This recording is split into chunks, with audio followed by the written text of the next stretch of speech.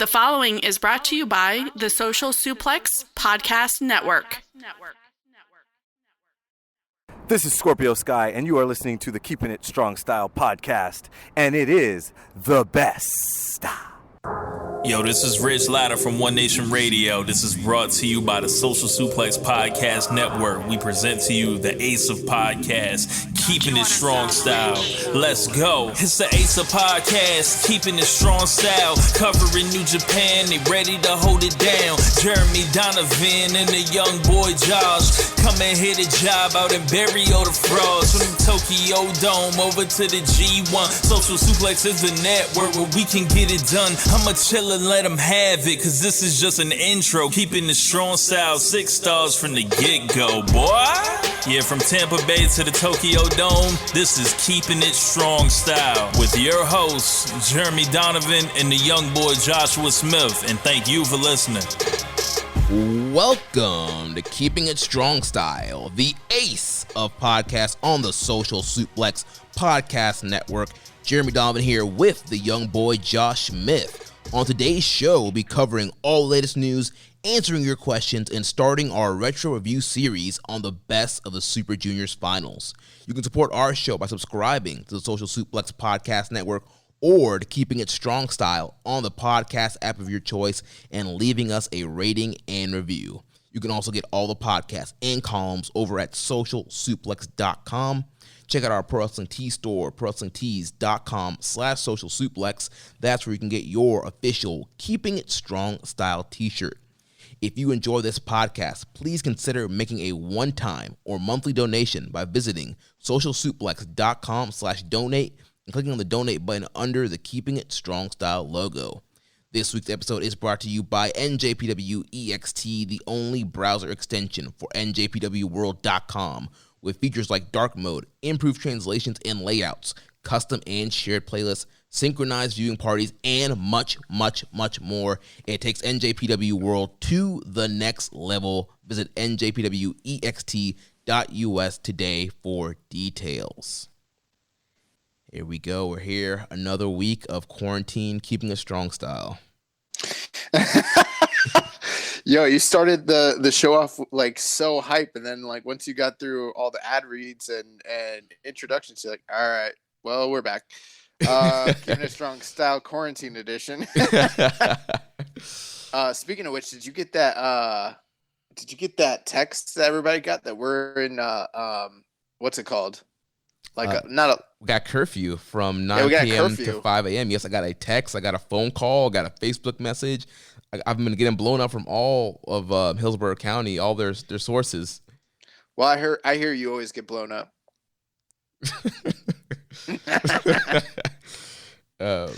So yeah, we're on curfew until, I don't know when it's ending, but from ongoing, I guess, until maybe the end of the month, from 9 p.m. till 5 a.m.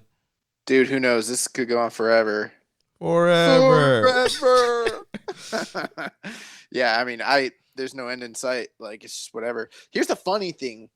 For some people, this is, and I don't want to make light of the situation, but like, I'm just talking from my personal experience. As far as like tragedy aside, just like the quarantine aspect of life now, I know a lot of people who are like extroverts. This is driving them crazy, like they're losing their shit. But me, I live this way already. Like, this is like exactly how I live my life pretty much the majority of the time. So like, I really don't notice that big a difference, to be as bad as that sounds. Yeah, I get that. There's a lot of people who kind of like, this is kind of like their normal routine, like they're still working and still kind of doing their normal thing. For me, I am introverted, but I do like interaction. I miss going out to shows. I miss, seeing people at church and just hanging out with friends. So, yeah. Jeremy, you're extrovert. Nah, man, I'm introverted. So, okay, do you know the difference? Like, what makes somebody introvert versus extrovert? Yeah, I've taken Myers-Briggs. I'm like INFJ or whatever it is. Are you? Yeah. That's crazy. I'm INTJ. Oh. So close, but so different. All right, man. Well, cool. So you want to do this New Japan podcast that we do? It's a really cool show. Yeah. I was talking to my girlfriend just before I came out here. She's like, "You record for a long time on Mondays." That's right. I was like, yeah, that's the show. Like, it's once a week. Like, I gotta go in there and put in work. It's the ace of podcasts. It's the ace. So we're going to start off with the news here. So obviously we had some more cancellations from New Japan. All New Japan events canceled through May 4th. There was an interesting statement in their announcement about the cancellation. It says NJPW is currently exploring the possibility of presenting matches without fans in attendance. This would only happen if staff and wrestler health and safety can be protected to the highest possible standard. Well, I love that aspect of what they're saying there, is that they'll only do this if they can protect, their wrestlers and the staff to their highest standard possible. But, in my opinion, not doing the wrestling is probably the best way to do that, if that makes sense. Yeah, and based off the way New Japan has been handling everything with the coronavirus, I think they're just kind of saying that just because other companies have been doing it. But I think they're going to stick with what they've been doing and just continue to cancel shows until they have a clear go-ahead to go. And, I mean, a lot of the buildings in Japan are being shut down right now. Japan is in a state of emergency. And that's going to be a delay. And most prefectures, including Tokyo, are being shut down on midnight from April 7th through May 6th. So, Cork and Hall shut down. A lot of these big buildings that all these Japanese wrestling companies would use or shut down. Big Japan has finally stopped running shows. So, yeah, it's getting bad. You know what company didn't stop running shows? Gato Move. Gato Move. I did watch the Minoru Suzuki versus Akai match from Gato Move from Choco Pro 1. And it was very interesting. Yeah, Gato Move is definitely an acquired taste. You want to hear something funny? It is actually kind of a good match. And I'm not saying like in a facetious way, like, oh, that was so ironic. It ended up being good. But yes, it was like comedic irony wrestling. So you kind of have to get over that fact. But like beyond that, it was kind of actually good. Like, it's kind of, it's weird. Like, I'm not going to, like, rate it as, like, an excursion match of the year or anything like that. But, I have this feeling that most Gato Move matches, I don't watch it, so I can't really say, but I have a feeling that most of them are not as good as this one was, because it was actually pretty good.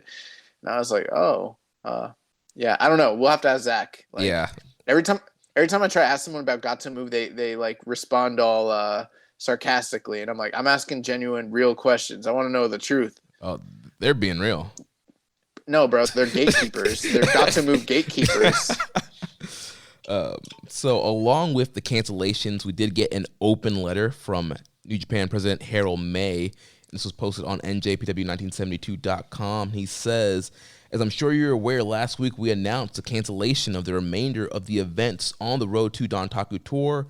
Our latest 12 cancellations from April 19th in Korakuen to May 4th in Fukuoka join other events already canceled from March 1st onward. I know how much of a disappointment this is to fans who are looking forward to attending these events. Ticket holders are all being refunded, however, and as we closely monitor the situation with regards to the event after May 4th, ticket sales have been suspended or delayed according to make the process as easy as possible for fans.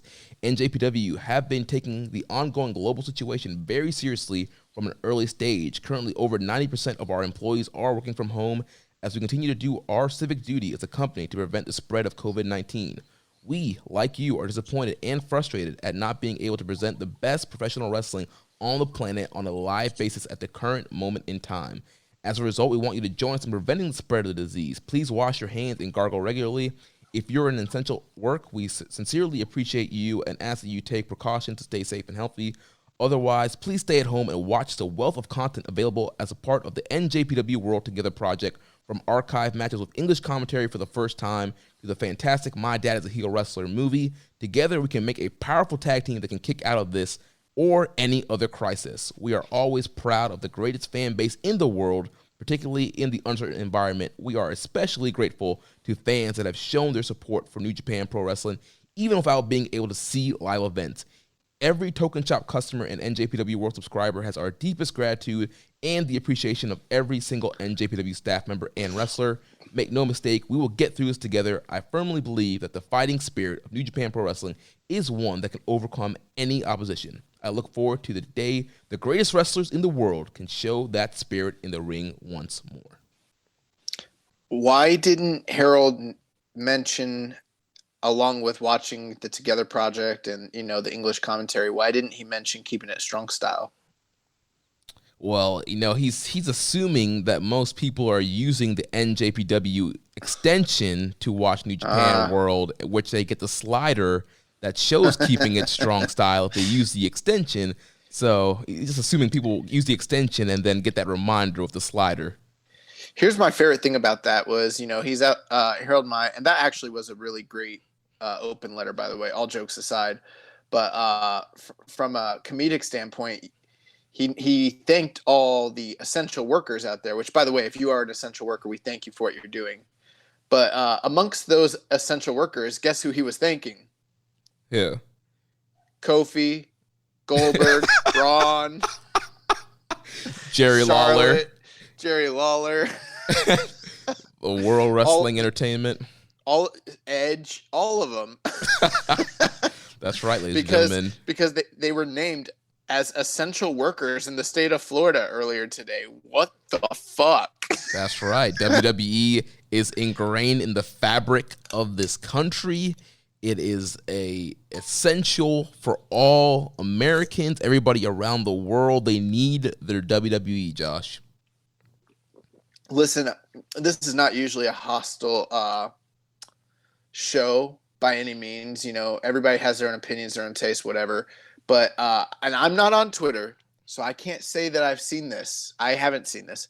But if there's any sort of WWE diehard fans that are on there talking about that it's awesome that WWE is named essential and that this is good for wrestlers, the industry, business, the fans, anything like that, go fuck yourself. At this point, it's a horrible take. I'm at the point where none of these companies should be wrestling. They just really shouldn't. And there's the standpoint where we as fans, we see these guys put their bodies and women on the line and take chances. And I've always kind of had the opinion, it's it's their decision. They're cleared to do it. They can do what they want. But when it comes to social and ethical responsibility, people literally are dying. There's 700 people a day dying in New York alone. And this is not subject in just one place. It's all over the world. You know what I mean? And it's you guys got to protect your Fox deal or your NBC Universal deal. Come on, get the fuck out of here. There's people there's literally people trying to call unemployment and they can't get through for weeks on end, and you guys are worried about this. It's fucking, I even watched I watched the Karashida versus Britt Baker match today for the first time because I missed it last week. And I'm sitting there, I'm watching it. It's great. I'm really liking it. And then once Britt started bleeding, I was like, oh man, what a moment. My wrestling fandom turns on, and then my girlfriend goes, this is really awful. And I was like, you know what? She's right. This is actually really awful. They shouldn't be doing this. That's where we're at. All I want to say is I don't want to hear any more talk about how New Japan is not a safe company and how WWE is safer than New Japan ever again. Absolutely. So, yeah, it's not good right now, and that's pretty much all I have to say about it. So, great letter by Harold though. Yeah, and also on the whole staying home thing, we had a video message from Zack Sabre Jr. to NJPW fans telling them to stay home and watch all the great Zack Sabre Jr. matches on NJPW World. Thought that was a good little video. And then this past week, the Token Shop Global has launched on the NJPW site there. So now, U.S. fans, international fans can order from the Token Shop, a special shop just for us global fans. And I know when we were talking about it last week, Josh, you were asking whether they have U.S. sizes. And yes, there are U.S. sizes on the shirts, and if they're only in Japan sizes, they have Japanese sizes too, and they have all the teddy bears and towels and stuff like that. A lot of the specialty shirts from cities are on there right now. So yeah, I'm trying to cop some ZSJ boxers. The one thing I really want, I didn't see it yet, was the Dallas Lion Mark shirt they were selling when we were there for the G1 Climax, because obviously, we were doing press stuff and we didn't get a chance to. When we got to the shop, like, it was pretty much cleaned out. On that Friday, and then Saturday, the day of the G1, like the merch lines were absolutely ridiculous. Wasn't gonna wait in that. We do have those exclusive I Heart NJPW shirts that people want so badly. So badly. Once I get my ZSJ boxers, I'm gonna run around the dojo and like put you in knots and shit. It's gonna be great. And it's other weird. Really weird. In other news, Robbie Eagles was on the NJPW official English podcast this week with Chris Charlton. There was also a Desperado interview up on NJPW1972.com. It's going to be a two-parter. The first part is up right now. I heard he's talking some shit. Yeah, about taking back the junior division. It's about time. Although I heard him talking about people being out of shape and shit, and I was like, yo, you wasn't looking to be in your best form when you first came back, son. That's true. Another news, The New Beginning in Atlanta is now free to watch up on NJPW World and YouTube. And then last New Japan news here, LIJ. There's a picture been going around of them featured on a weekly pro wrestling cover. All of them sporting their titles except Sonata. Yep. Sonata no belts. Yeah. Did you see the Photoshop of somebody that put the Fiend belt on him? Yeah, that was Dan Coffin. It wasn't Dan. It was somebody. I don't think it was Dan. It was somebody else. I don't know who did it, but yeah, that was pretty funny.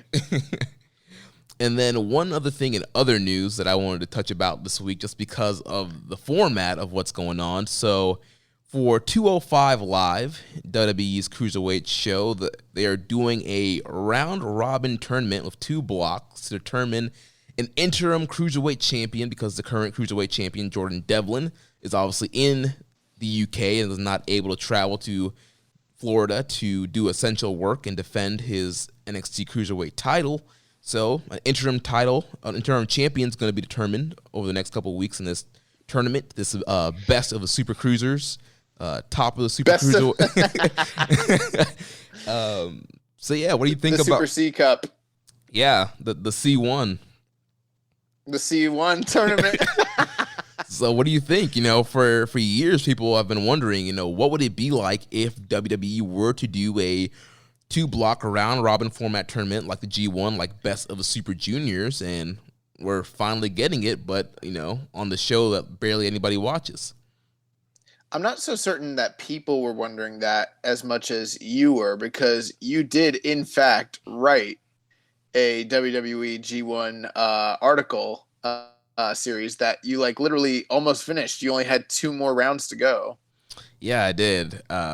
I don't know. Yeah, a lot of stuff was going down around that time when I was finishing that, and I just never got around to finishing it. But yeah, I did do. If you go on socialsuplex.com, type in WWE G1, I did do a kind of a series of kind of how it would look like if they used the main roster guys in a G1 Climax format. But I have seen other wrestling. It was fucking awesome. I have seen other wrestling fans kind of question, how this round robin format would work in WWE, and would they ever attempt it? You know me, I don't talk to Mark, so I wouldn't know. Oh, speaking of which, before we move on, I just want to touch on this. What the fuck's up with Ronda Rousey? I think she's trying to set up an angle. Yeah, bro. I gotta tell you, I think that this whole thing that she's doing where she's like, wrestling is fake fighting, and then she's like, oh, I'm working you marks.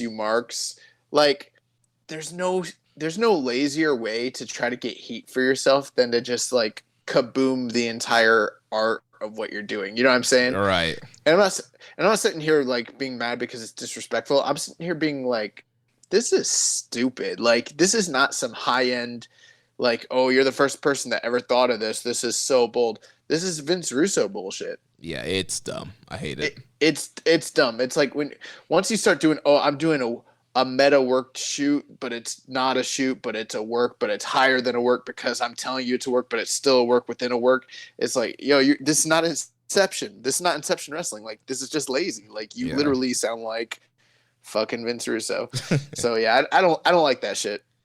But one last thing on this 205 Live tournament. So former IWGP Junior Heavyweight Champion Kushida is in the A block. He's in this tournament. This man escaped New Japan. He left. He was tired of being in the junior division, no longer being a best of Super Juniors, and here he is in NXT, right back in a cruiserweight division, right back in a cruiserweight tournament.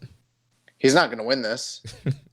I think he has a good chance of being the final in the A block. I do too. I think it's going to be him and Swerve in the finals. Yeah, I think it'll be him and Swerve beats him. Pretty sure. Yeah, I mean, in theory, this sounds really cool, but again, it's 205 Live. They did a really cool single elimination tournament. I don't know if you remember this, like in 2017, 2018, something like that. The one that Tony Nese won? No. Tony Nese? No, it was for the title. I don't think Tony Nese won it. Gotcha. Must have been a different tournament they did then. It was when Enzo first left and they had to crown a new champion. Oh, the one that Cedric won, right? Yeah, Cedric Alexander won it. Yeah.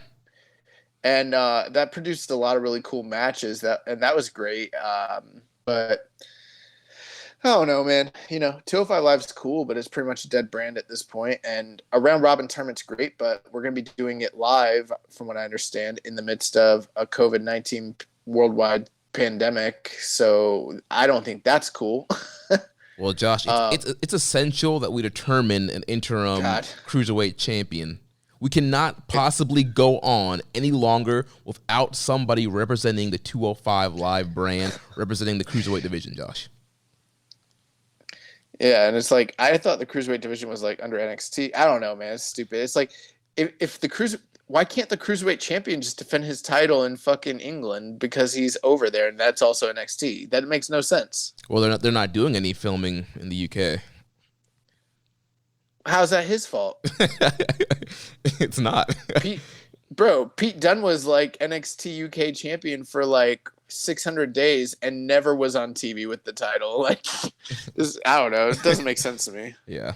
But anyway, so it's a really cool sounding tournament. I just think right now is not a good time for it at all. Like, it's really hard for me to wrap my mind around the idea that it's hard for me to get my mind off the idea that they're flying these people in week after week to work wrestling. Someone's going to get COVID-19. Well, they already had, for sure. WWE had their first positive case that came out this weekend. Apparently, it was a member of the broadcast team. Some like wrestlers are going to get it because they've got people flying in week after week. This is bad. It's really bad. Yeah, but all right, enough WWE talk. Let's move on to questions, and then we can get to our retro review project. So first question comes from Reddit user PSan91. In the most recent New Japan cancellations announcement, they mentioned that they were looking into doing empty arena shows. If we end up getting those shows, what sort of format do you think they will take? Also, do we end up getting some of the already booked matches like Naito versus Hiromu, for example? I just don't think they're going to do it, to be honest with you. Yeah, I mean, just based off how they are, we know New Japan's very conservative, and I think, and what building are they going to run it in? First of all, of all the buildings kind of being shut down, I mean, are they going to do it in the dojo? I mean, at this point, I don't think it makes a lot of sense for them to do it. And if they did do it, I do not see them blowing big money matches like Naito versus Hiromu. I think if they did it, right, they would probably do a bunch of kind of multi-man matches that would set up whatever big matches would be coming down the line. I mean, I guess they could do that in theory, but then you also have to think about social distancing rules, Like, how many people can they actually allow to be in a ring wrestling at the same time with multi-men? You know what I mean? Like, that's something that, if you think about it, we haven't seen that for most companies because of what's going on and everything. The other thing, too, is, like, you would need to have some compelling matches. We've already seen how doing wrestling in a empty arena is not necessarily the most captivating thing in the world. So you need something that's going to be captivating on screen. I don't know what format they could actually use. I mean, some people might argue, with New Japan not being completely a story-centric and more work-based company, that they could probably get away with that. But it's like a lot of the stories that they tell in the ring are dependent and relying upon fan interactions and fan reactions. And without that, it does kind of kill the vibe. Plus, I think it would be a bad look from them, not just from an ethical, but just from a strictly like, do you want to sully the name of New Japan Pro Wrestling by doing these shitty empty arena shows? I don't know. I thought WrestleMania looked shitty. I think AEW's tried their best, but I think it doesn't compare. I watched Darby and Mox the other day, and I was like, God, I miss these crowds. Yeah, pro wrestling is not the same without having the crowd. It's a big, important element. And so, these guys are doing the best they can, but it's just not the same. And personally, I think New Japan just stick with what they've been doing. Just waiting until it's, better. It's a safer time to go out and continuing to, update the archives, putting English commentary, uploading matches that haven't been seen before on World, and just allowing people to kind of do a deep dive and, catch up on New Japan that they might have missed. It's a double-edged sword for them because on the one hand, if they did do it, the concern is, well, what compelling matches can you give away when everything's up in the air? You don't know what story directions you can or can't take. You don't know what's going to be happening in the future. You know what I mean? So there's that aspect of it. But it's like, if you don't do it, you're kind of just in the wind with everything, like with your product. So I think not doing it for the time being is the better thing because, with the way Gato books, he would need some sort of, I think, assurance that we're going to be good to go for business again to kind of be able to redirect things as far as storylines go. Without it, it's just a show. It's just guys working. There's no progression of story at that point. Right, because you can't do a start and stop because they might be able to do one show and then not be able to do another show for a long time. So it's like, what's even the point? What is the point? And I mean, the road to shows sometimes seem pointless, but they're not. They're preview shows for what is coming up. But if you're just doing a road to show and it's not a preview for anything, it's just happening, and there's no title matches, there's no big singles feuds. What is the point of the show? Right. Other than just to watch, you know what I mean? At that point, I don't know really what to tell you. Yeah, so yeah. Don't think it's a good idea, but yeah, it's just... I don't think they're going to do it. Long and short, I just don't. Yeah. So next question from Reddit user Rambone Slam Pig. When this whole mess is over and shows start up again, what are some of the matches you are most looking forward to? And what current NJPW wrestler could most use a new finisher? Oh, okay. This is a great question. What matches am I most looking forward to? Well, I mean, I was really, really, really looking forward to Ospreay and Shingo, and that didn't happen. Yeah, hoping they do that in some kind of form. Hiromu and Naito I was looking forward to. Yeah, I was really looking forward to that.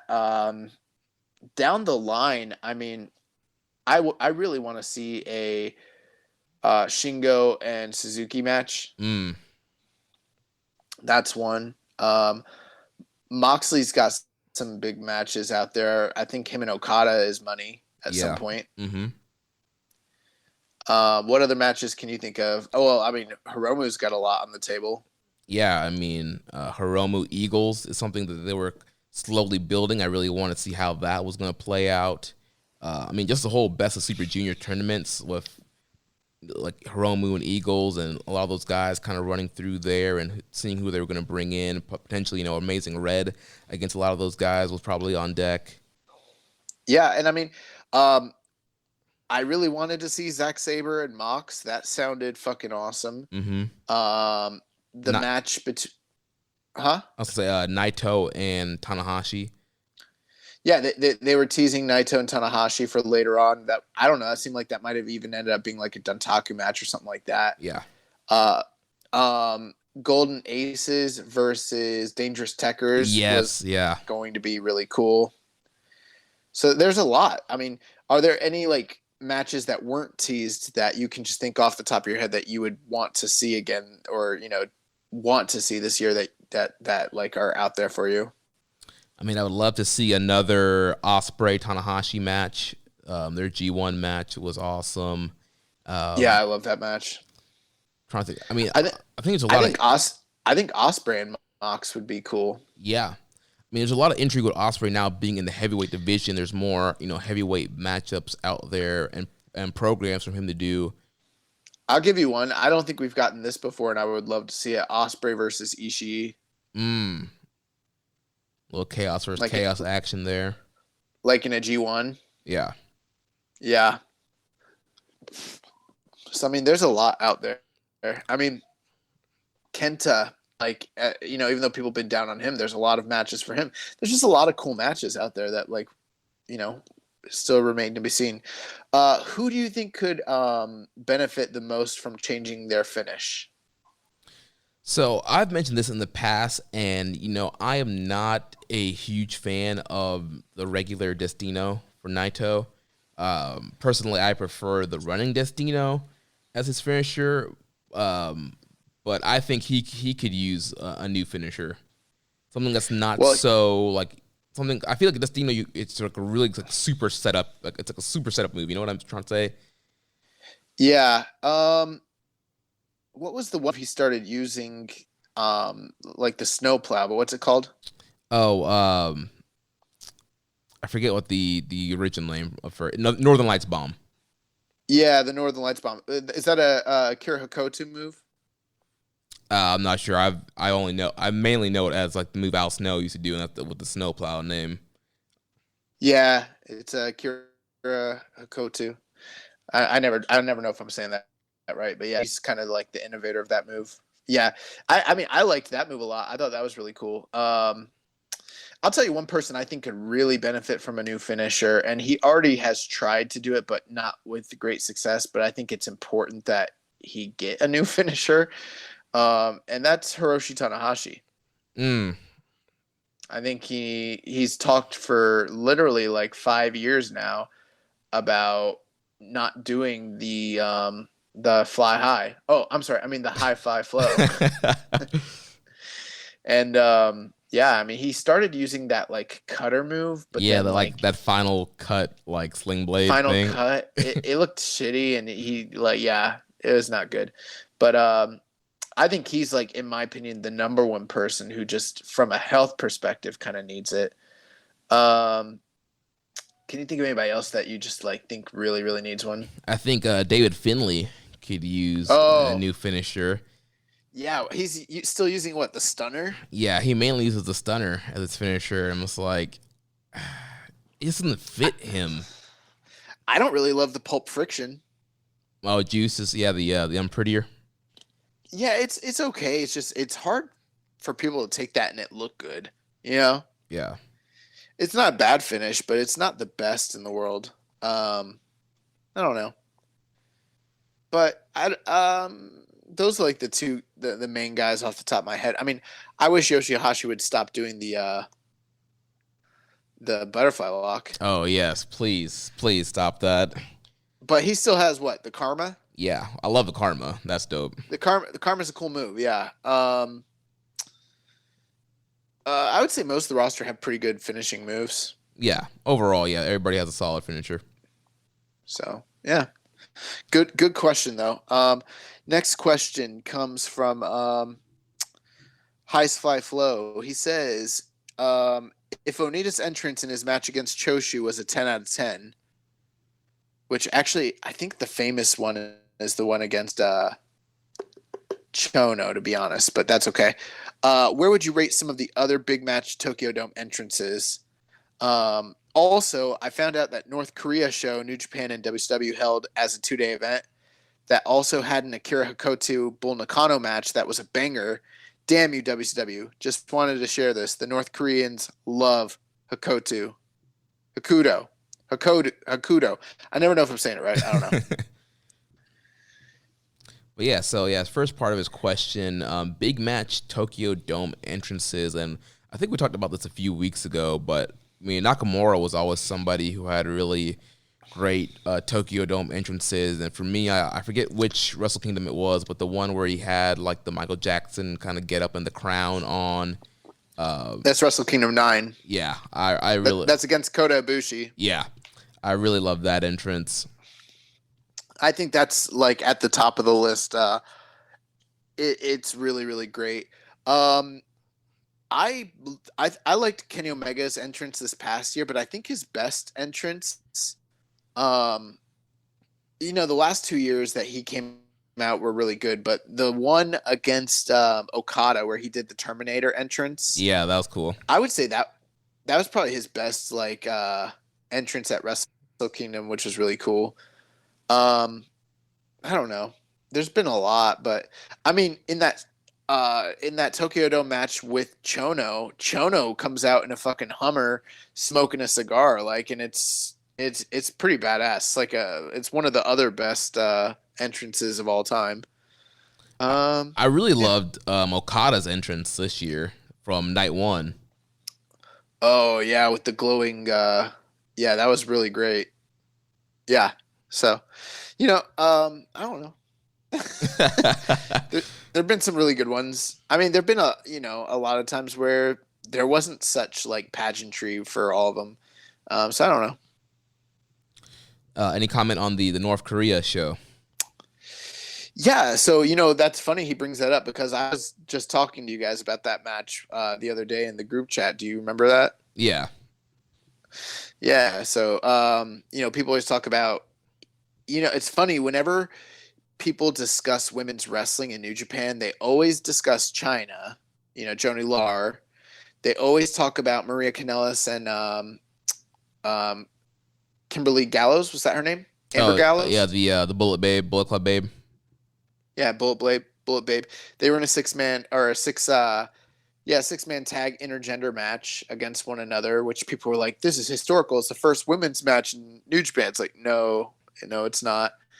And then that's pretty much it. Those are the two main matches people talk about, but there were quite a few women's matches throughout the years, when they had partnerships with All Japan Women's, Gaia, stuff like that. This took place on the Collision in Korea 2-day show that he mentioned. I think this match is not that good, to be honest with you. It's got some good spots, but when you look at Nakano and Hokuto, it's not even close to their best work. I mean, not even close at all. Funny thing, though, in the same year, I think it's 95, there's a Inoki Festival, which it's not officially, quote-unquote, a New Japan show, but they're using a New Japan ring. It's being reffed by New Japan officials. It's called by New Japan people. It's basically, and Inoki's still the president, so it pretty much is and everyone working it is New Japan talent. So it pretty much is. It's at the end of the year, and they go out there and have a fucking banger. It blows the Collision in Korea match away. So yeah, it's out there. But yeah, it's really good stuff. There've been a lot of women's matches, and it's hard to find all the history on all of it. But I mean, there've been a lot. And that might be one of the best ones, is that one I just mentioned, the Inoki Peace Festival 95, I believe it was. Nice. Next question here from Reddit user WizFactor. New Japan has advertised Wrestle Dynasty as a Wrestle Kingdom caliber show. Do you think it's a smart way to advertise a show when it's shortly after Dominion? I think that's a great question. I've had the same thought, and I wasn't sure how I felt about it. It's not unfathomable that they host two big shows back to back within a short period of time. But I was wondering what the domestic fans might be thinking. We, in the past, we have seen examples where shows that were big in the past, say King of Pro Wrestling or a Dantaku, that were really, really, really big events in the past, have now in recent times become not such big deals, more like B or even C+ level shows. So who's to say Dominion could hypothetically take a little bit of a backseat to this quote unquote Wrestle Kingdom-esque show? Or it might just be hyperbole. Like they might not actually be planning to give us something quite at that level. You know what I mean? They might just be advertising that way now so that people kind of have some hype, you know? Yeah, I mean, I think from an advertising standpoint, it is a great idea to tell fans, hey, this is going to be a Wrestle Kingdom, caliber show. But if they're going to do that, I think they need to deliver on it. We need to get some big matches. We need to get, IWGP title defense. Most of the titles need to be on the line, so you have big matches built up, and it might be kind of hard to do that with in between with Dominion, and then you're going from June and only kind of July to kind of set things up for August. So I don't, like you said, yeah, Dominion might kind of take a back seat, or going forward, Wrestle Dynasty might not always be in August. Maybe they find a different place for it in the calendar year that's not right after a big show like Dominion. Well, the other thing too is that oftentimes the main reason we go like periods of time between big shows where they have great matches and big performances, it's not so much about like killing out the fan base or anything like that. It's usually like to give the guys enough time to just like rest right, and recuperate, because sometimes these big shows take a lot out of them to perform at the levels they do.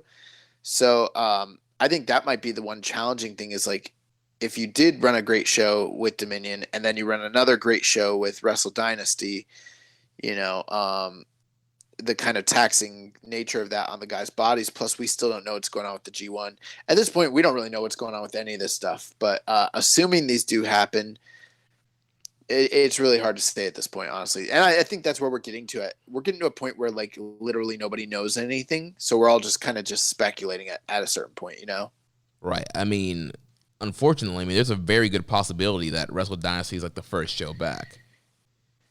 That timeline wise, it is possible, depending on how things shake out.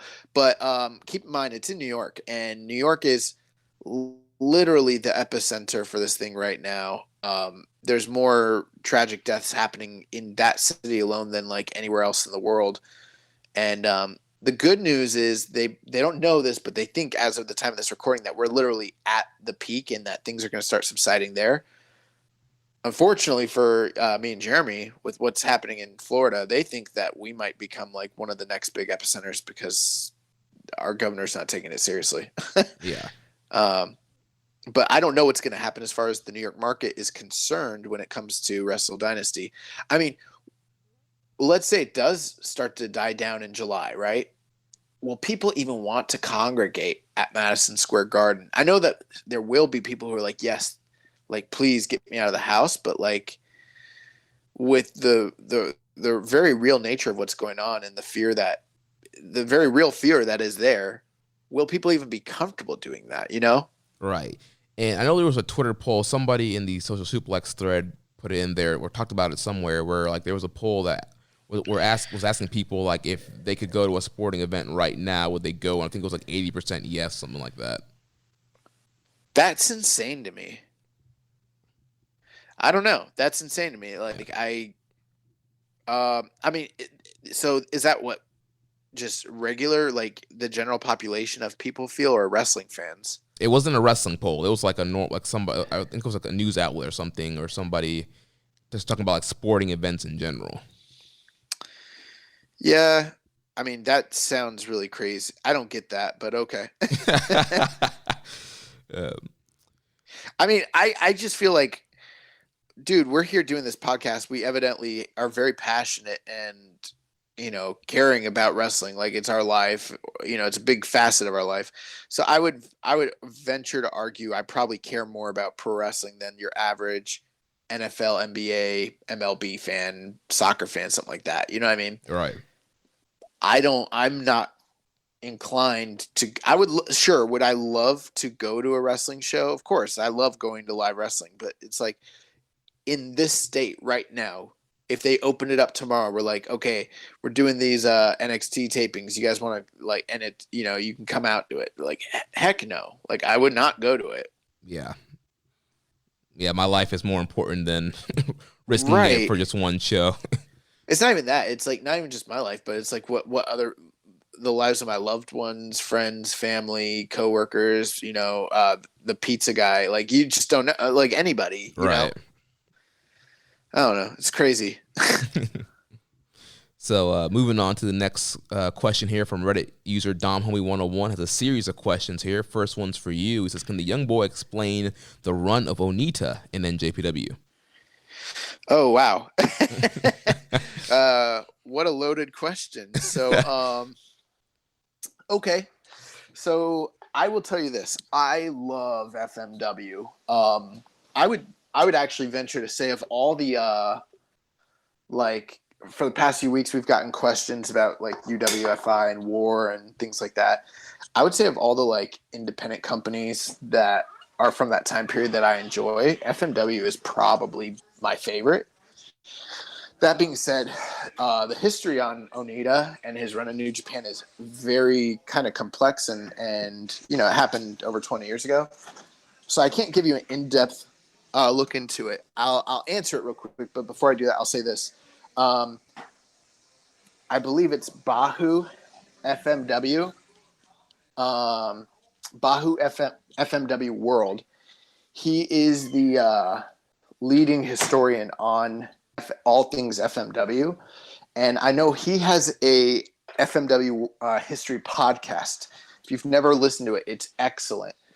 He has an entire episode dedicated to this. Not only that, but Strong Style Story or Strong Style History, that is another podcast that he was a guest on where they did an entire episode devoted to this. So, and I've listened to both of them in the past, not recently.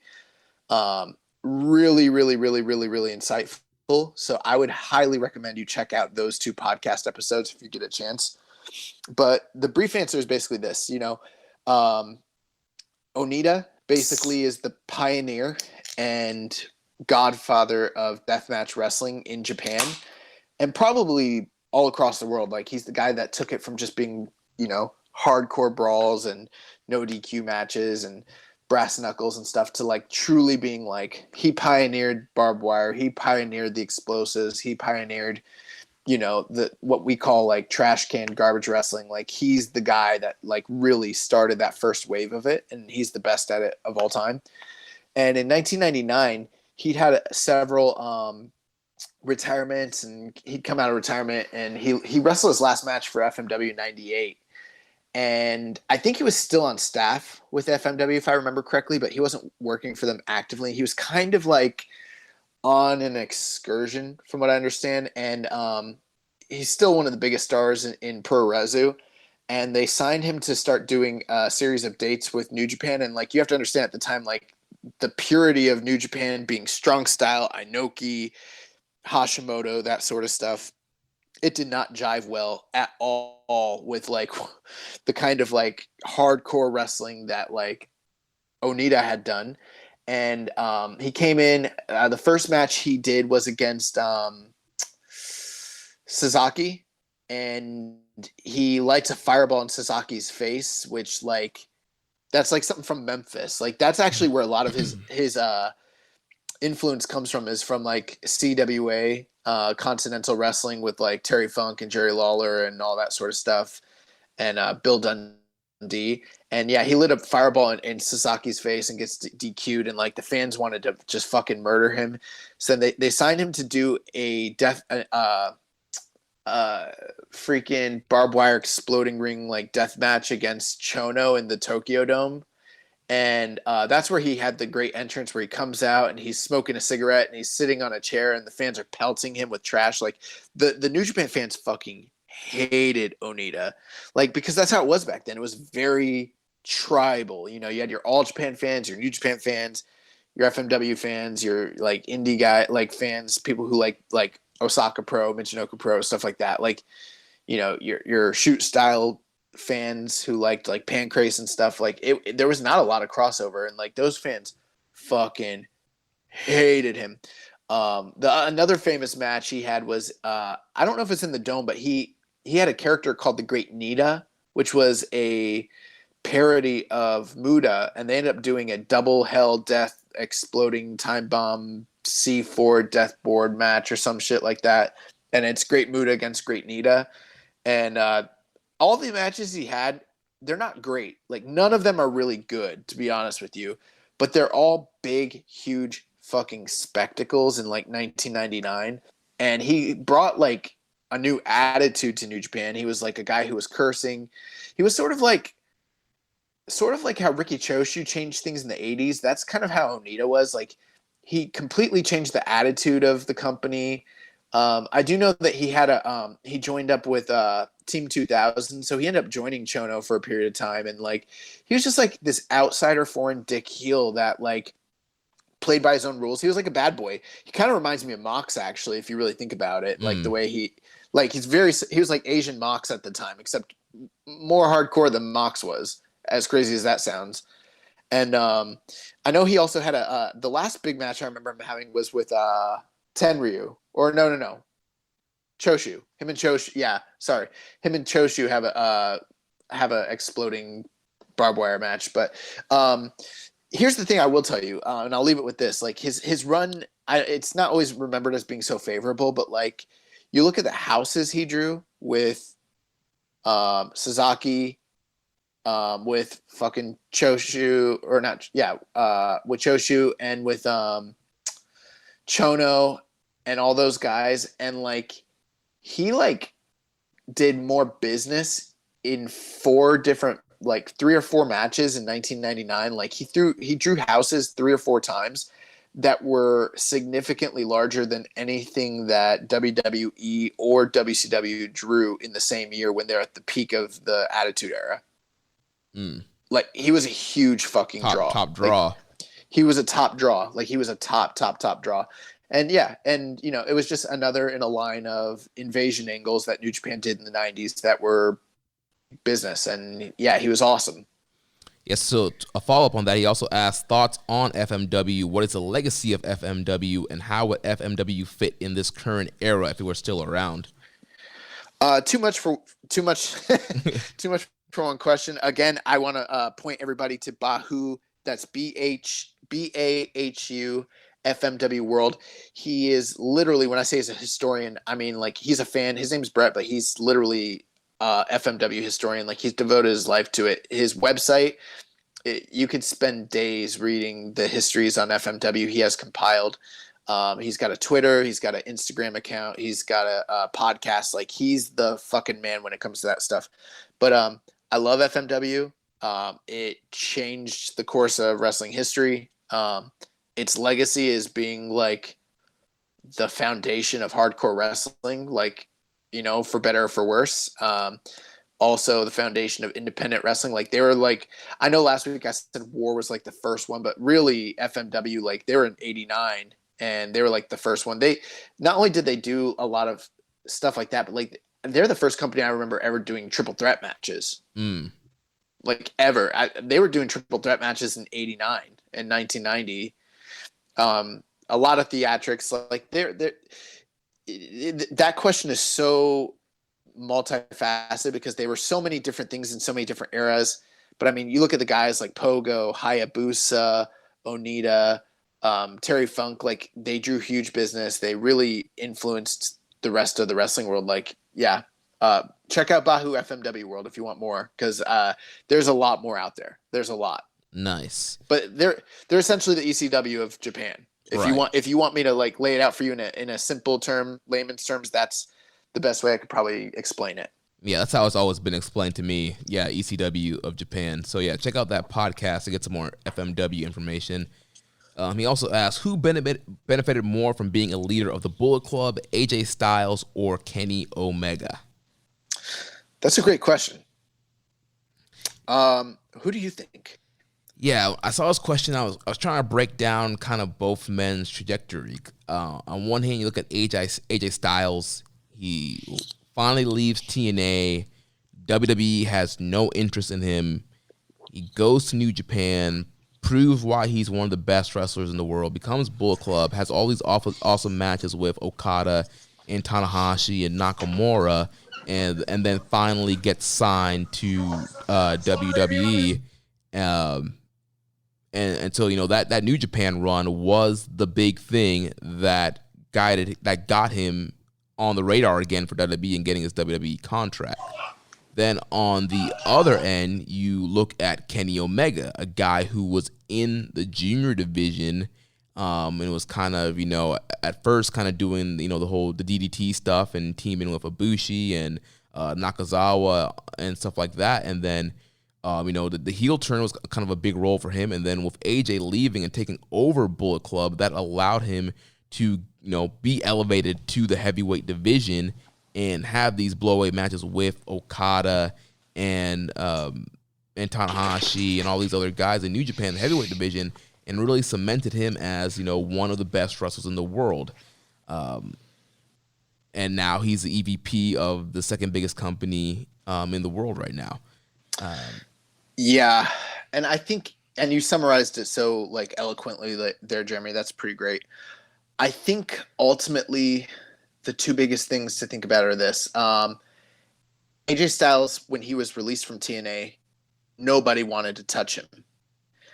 After he left being the leader of the Bullet Club in his run with New Japan, he didn't even go to NXT. He went straight to main roster and, has since then been a huge major player, huge star. I mean, there's no denying when you're in WWE, you're on the biggest platform in the world and you make more money, more people know you. And not only has he been successful there, he's not missed. I mean, say what you will about his performances as of late, things of that nature. He's a huge star and Vince loves him and people know him. And there's no denying more people know who AJ Styles is in 2020 than did in 2015, Right. And he wouldn't get there without the Bullet Club. Same thing with Kenny Omega. It's you mentioned his ascension to the heavyweight division, everything. I mean, Kenny was putting in classic performances in All Japan and DDT, years before he ever made it to New Japan, and even in New Japan as part of the Golden Lovers, in the early part of the decade and everything. But what really made him a star was that branding behind him. The Bullet Club being the leader of it, and he would never been afforded the opportunities he got without having that brand behind him. So for me, ultimately, I would say this one is right now a tie, and we'll only really know the true answer to this once more time has passed and history really lets it unfold, because it's hard to say right now. But I don't think it's a cop-out to say that it does, it's benefited both of them almost equal, or even to a point to where it is not measurable at this current time. Right. Both men would not be where they're at today without their runs and Bullet Club. Absolutely. The only thing is, I think that Kenny's legacy in AEW is still a lot more in question versus what AJ's done in WWE. There's no denying that he's a major part of shaping that company, but we still kind of don't. There's still a lot of questions regarding what that company is going to be, what role he's going to play into it, and what role his character is going to have long term when it comes to that. Whereas with AJ, it's already kind of determined. Right. So in the end, it could be Kenny, depending on how the AEW run goes. But right, if AEW were to flop, then it might lean more towards AJ. Yeah, because then you'd be like, well, he had that great run in New Japan, he was a top star, but then he flopped in AEW, went belly up, and it wasn't what we all thought it was going to be, Right. Or we say once Kenny bought out the Bucks and Cody and, isolated, took power for himself, he really turned this thing into, he's a creative genius. He turned this thing into something no one ever thought it could be. So who knows? Yeah. Now his next question, I'm not sure if we want to do that this week or if this is something we should punt for next week. He says, rank the 4 pillars and the 3 Musketeers from worst to best, and favorite 4 pillars versus 3 Musketeers matches. I mean, that's an easy question for me. The 4 pillars, I mean, it's easy to rank them. For me, it goes Well, I'll start with the Musketeers. Musketeers is easier for me. It goes Hashimoto, then Muda, then Chono, and I'll even throw Hiroshi Hase in there because he's kind of like the unofficial fourth Musketeer. As far as the actual four pillars go, I think you have to go Kobashi, or at least for me it is, and then Mizawa, and then Kawada, and then Taue. But I would replace Taue with Akiyama if it was me. Yeah, I will say, because I looked at this, I've been watching the Kings Road series and learning more about the four pillars. And yeah, I think obviously made from, historical drawing and match quality standpoint, yeah, Kobashi's number one. But as far as like, favorite, I kind of like Kawada. You like Kawada? Yeah. I already know you would like Kawada the best. Yeah, I'm not surprised that you like Kawada like at all. Kawada. I mean, Dangerous Case, fucking awesome. Yeah. So, yeah, yeah, they're great. As far as like favorite four pillars versus three Musketeer matches, I don't have a whole list in front of me. I mean, the biggest one and like the most famous one, the series that I love. Oh, I guess it doesn't really fit. I mean, my favorite like matches. I'm trying to think. You have like the whole Muto series and the Hashimoto stuff in All Japan. I don't know. I guess I could come back because I was gonna say Sasaki versus Kawada, but I guess Sasaki, he's also from that generation, but he's kind of unofficial, So I don't know. I'll come back with some match recommendations on those guys next week. And then his last question: in their primes, who would win a boxing match between Mike Tyson and Muhammad Ali? Muhammad Ali. All right, I'm not a boxer. Muhammad Ali is the greatest fighter of all time. Styles make fights. Mike Tyson fought a terrible style for a guy like Mike Tyson.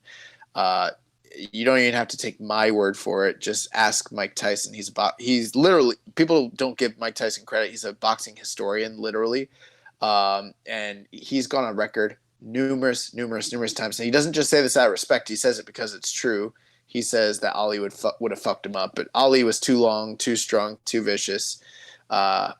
He fought literally, I mean, as great as Tyson was in his prime, he had trouble with a lot of guys that were long, rangy, big fighters, and that's exactly what Mike Tyson was. Lennox Lewis beat him up in the 90s. So did fucking Buster Douglas. There's a lot of guys that were bigger who weren't even as big as Ali or even as skilled or talented who went the distance with him. Ali would have fucked up Mike Tyson. Like, not even close. Nice. So next question here from Reddit user Viking Pain. With New Japan's canceling shows up to May, do you guys think that Best of the Super Junior is on the verge of being canceled too? Yeah, I think it's going to be. In fact, I think that that's pretty much the main inspiration for the project that we got going, because we don't want to miss the Best of the Super Juniors, and I feel very strongly like we will be. Yeah, unfortunately, there's not a long time between May 4th and May 12th whenever Best of Super Juniors are starting, and just the way Japan, the country is in the state of emergency. It's getting kind of the second wave of COVID-19 outbreak right now. So, unfortunately, I think Best of Super Juniors is going to be canceled or postponed or whatever they're going to do. It's not going to happen in May. Yeah. His next question says, also, you guys did a show about AEW/NJPW fantasy matchups, but how about doing a WWE/NJPW version of that? He says Ospreay versus Seth, Okada versus Roman, Moxley versus Nakamura, Tanahashi versus Cena, Suzuki versus Lesnar, Yano Taguchi, Cabana versus New Day, or just a few matches off the top of my head I would like to see. I wouldn't mind seeing most of those matches. Yeah, I think he kind of named a lot of kind of the top matches I would do if we were fantasy booking WWE versus New Japan. I mean, I'll say this: we don't have any plans to do that exact idea right now. Maybe down the line, depending on how long this thing goes. But we did do the Social Suplex draft this past Saturday, which will be dropping very shortly. And in this draft, you would be surprised that we wound up taking quite a few WWE guys in that draft. Yeah, so yeah, we had some of the shows here on the network. It was us, One Nation Radio, All Things Elite, and Get in the Ring. All four of us on teams for on our respective shows, and we all drafted 12 singles, 6 tag teams, 6 women to kind of build our promotions and to build a fantasy card. So that episode is going to drop on Thursday right here on the Social Suplex feed. And after you guys hear that, we're going to put together cards for our fantasy roster, and you guys are going to vote on who has the best card. Yeah, we're also going to be doing a follow-up episode where everybody gives the details and booking of their fantasy cards. So, we pretty much a Social Suplex. We're a fantasy booking, podcast network now. All I'm going to say is our roster is awesome. Our roster is fucking awesome. Our card, it's going to be hard to beat. Yeah, it definitely is. I actually had some ideas today, so we'll talk about that off air. But nice. Yeah, but yeah, that's a great suggestion. Maybe we might end up doing something like that down the line.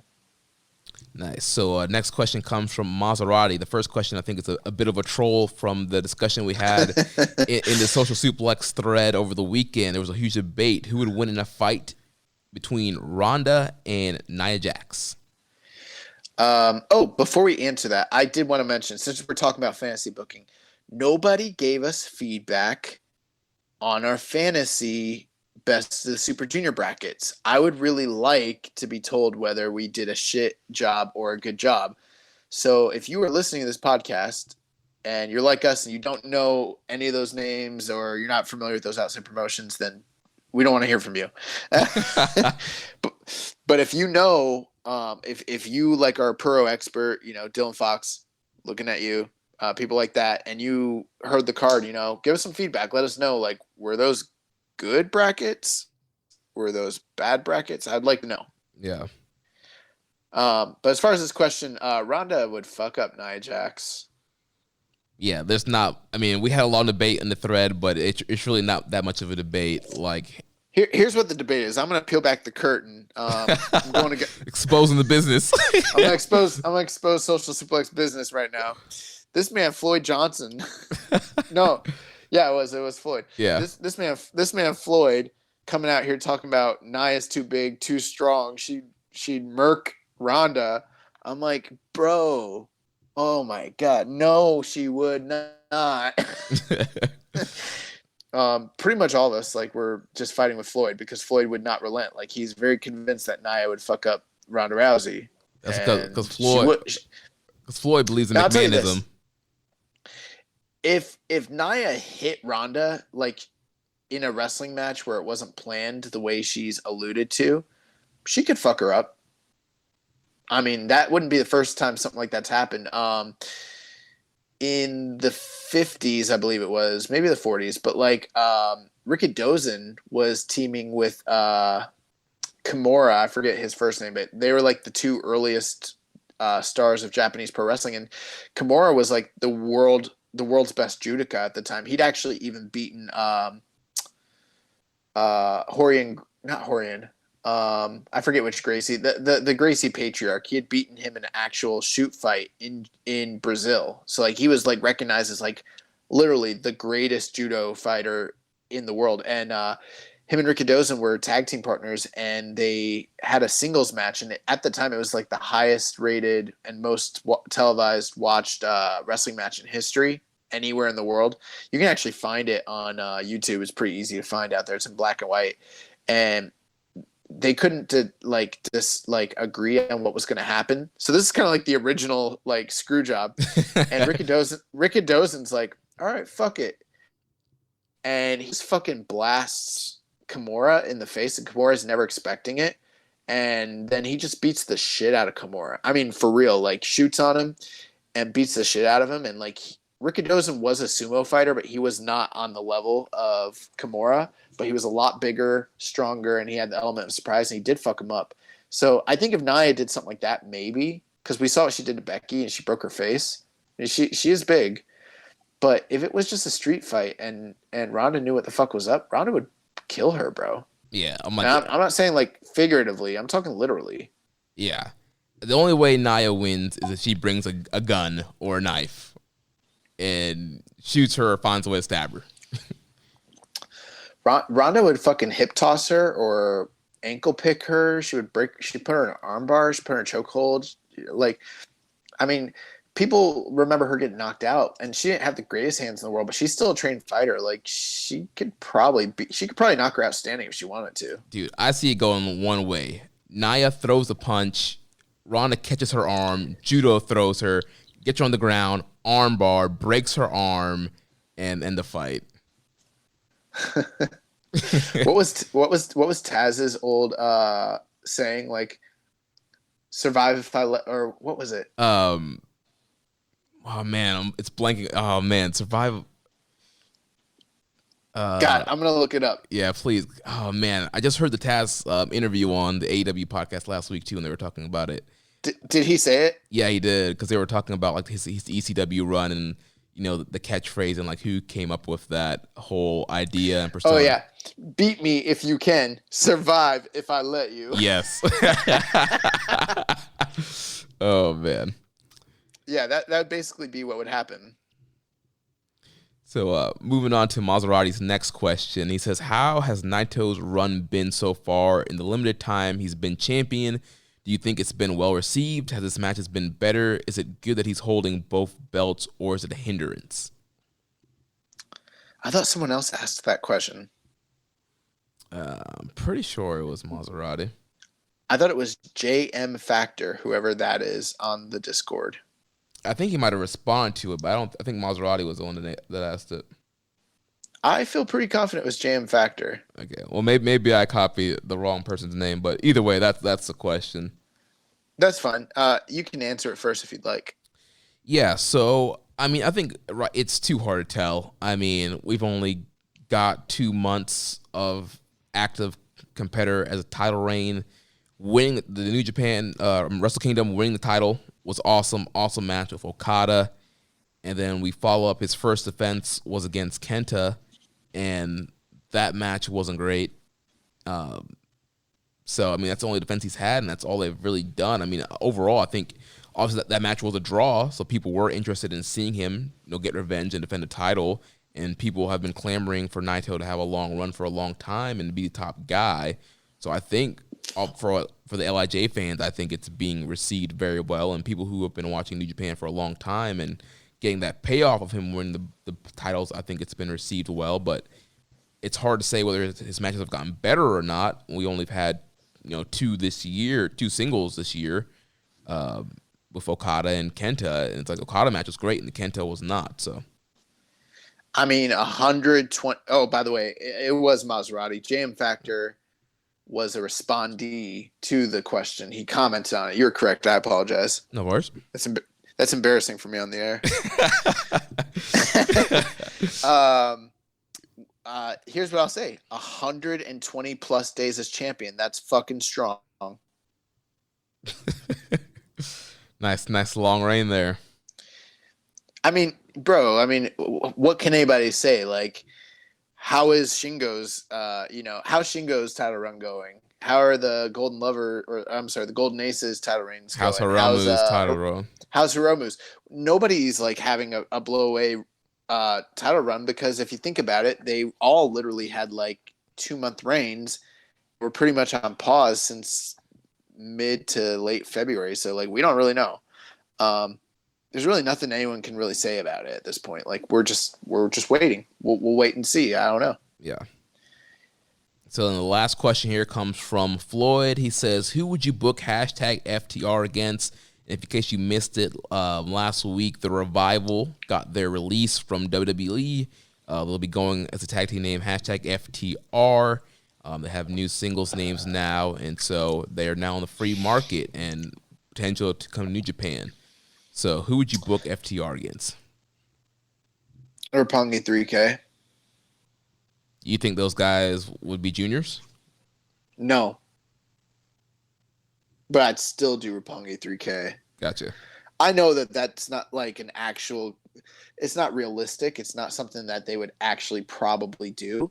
But I mean, I don't know. There's ways you could do that creatively if you really wanted to. You could be like, these guys come in, they're acting like jerks. Who knows? Maybe they're in a multi-man match. They get under the skin of Roppongi 3K. Maybe they beat Roppongi 3K, in a multi-man, and you know what I'm saying? Like, we've talked a long time about there not needing to be these weight differences, and I just like when I see the Revival, it's obviously there's always the comparison to them and Arn and Tully, and when I think of Arn and Tully's best opponents, it's like, like the Rockers.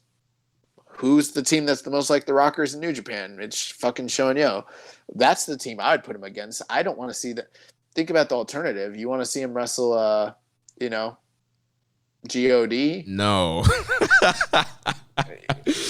No. And I don't know. I mean, I guess you could. I mean, I guess that probably be your answer. What? Birds of Prey? I didn't think of that. I was gonna say Golden Aces. Yeah, I mean, Birds of Prey would be cool. Yeah, but as a first match, I wouldn't want to immediately throw them against the champs unless it's like a multi-man to set up a title match. But I think it's the first kind of, showcase match for FTR. I think going against Birds of Prey would be cool, and you have that'd be awesome. Eagles, who's the junior now, so he could eat the pin and get FTR over that way. Now that I think about it, there is one tag team that they'd work really well with on the heavyweight side, and probably people would sleep on it a bit. But I think them and Evil and Sonata would probably be really great. Yeah. I think that'll be good. What do you think about Juice and Finley? Yeah, for a first match, not bad. You got Juice and Finley, kind of your home team guys, kind of homegrown New Japan team, and kind of representing New Japan. And FTR kind of comes in and bowls them over, kind of make a statement. Yeah, I mean, there's a lot of options out there. I don't know. I really liked FTR against. I know everyone talks about the DIY feud, but I feel like not enough people pay attention to American Alpha feud they had. I'm just wondering, like, if there'd be like a good wrestling combo like that in New Japan right now. Yeah, I really love. There's any tag team? I guess Jeff Cobb. Yeah, Cobb, and who could you put? He's not teaming with Elgin anymore, obviously. Yeah. Oh no, who Cobb could team with? That might be cool. What if like Cobb and Hanare teamed? Yeah, that could be an interesting team. Give both of those guys. That'd probably be a cool tag team. Something to do and kind of give Hanare some more experience. But yeah, I still think my first should be Roppongi 3K. I think they're one of the best tag teams in New Japan, and like going today. And I think that would be like a really good defining like sort of matchup for both teams. Yeah. So overall, do you want to see FTR come to New Japan, or do you think they're better off in a North American promotion? I think FTR should go everywhere. I think they should work NWA. I think they should work some Ring of Honor, go to AEW, go to New Japan, work some Arena Mexico, do it all, Go work Rev Pro. Fuck it. Do everything. Go work Ebola. Like, come on. Yeah, I mean, they should have, they've been in WWE for so long now. I mean, I know AEW is kind of the destination, and they've been building a few of the Young Bucks for quite some time now, but I definitely think they should, enjoy their freedom a little bit and do once stuff kind of picks back up, do some indie runs, do an NEW, PWG, go against the Rascals, go to Ring of Honor, do a one-shot against the Briscoes before they back in the day, if you wanted to be like a top-level tag team in the history books, if you want to be like Hanson and Gordy, or like, Hanson and Brody, or like, Dr. Death and like, Ted DiBiase or some shit like that, or like the Road Warriors, or like, Steiner Brothers. You went to Japan and you worked a fucking tag league, whether it was in New Japan or All Japan. You did that. You either worked like World's Strongest or World's Determination or whatever it was. Like, you worked the tag league for what those tag leagues were really big deals back in the day. It's like, if they really want to do something that's defining for them, work tag league. Come win that shit. Come do the Tokyo Dome, the whole nine. Like, let's do it. You know what I'm saying? Yeah, that'd be great. Get some fresh blood in that tag division. Oh, you know what team would be cool? What about like Dangerous Techers, like them and Zach? Oh, wow. Yeah. That would be good. But they'd have to be faces. I like them much better as heels. Yeah, I like them as heels. FTR. Yeah, I like them as heels too. Yeah, they would have to work unless, people view Saber and Taichi as the faces in that one just because FTR are the invaders. That's definitely a real possibility. But I think that team coming in would bring a lot of like new, fresh matchups and opportunities. I think it'd be really great. Yeah. Well, that wraps it up for the questions this week. Thank you, everybody, for sending your questions in. Please continue to send your questions in. We'll still be taking questions as we work on our retro review project, which we're about to do right now. So, Josh, there's only one thing left to do. You want me to say it?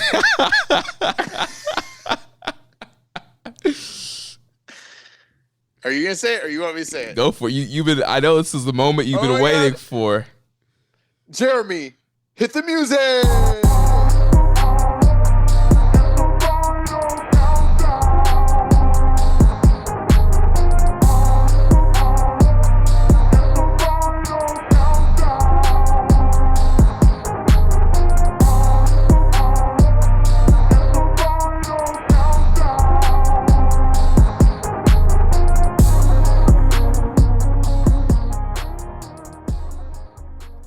That's right, ladies and gentlemen. It is the final countdown. That is what we're calling our retro review project of Best of the Super Juniors. We are going to watch every Best of the Super Juniors / Top of the Super Juniors final, starting from 1988, working our way to 2019's Best of the Super Junior final.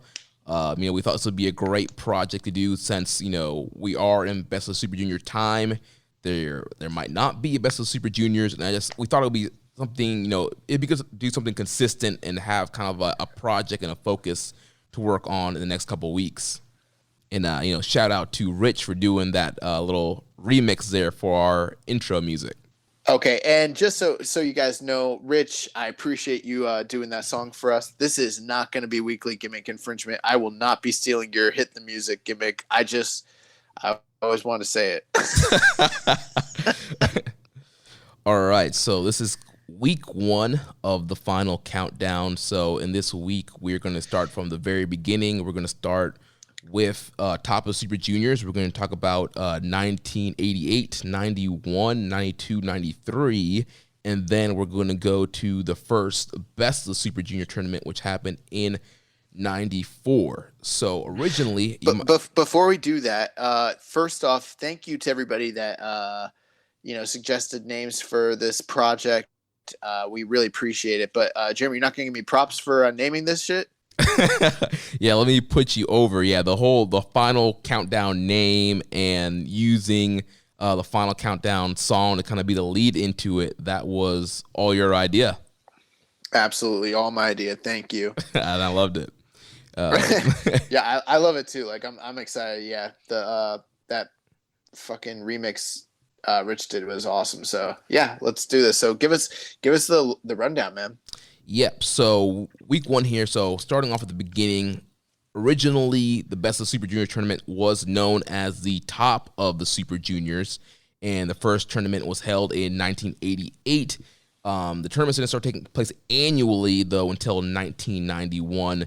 The tournament was always a round-robin style tournament with wrestlers scoring points, but it was not always a 2-block tournament. It was started off being a single-block tournament. The winner, assuming they are not already the champion, normally received an opportunity to wrestle for the IWGP Junior Heavyweight Championship not long after the tournament is over. Since 2010, the title match has taken place at Dominion, which we kind of know if you've been following New Japan, you know the winner of Best of Super Juniors usually gets their title shot at Dominion if they are not the champion. And then in 1994, like I mentioned earlier, is when the tournament was renamed to Best of the Super Juniors and kind of restarted the count. And it was Best of the Super Juniors 1, starting from 94, moving on to present day. So we're starting with Top of the Super Juniors final 1988. So this was a 12-man tournament that was held from January 4th, 1988 to February 7th, 1988. The point system was a little bit different from today's.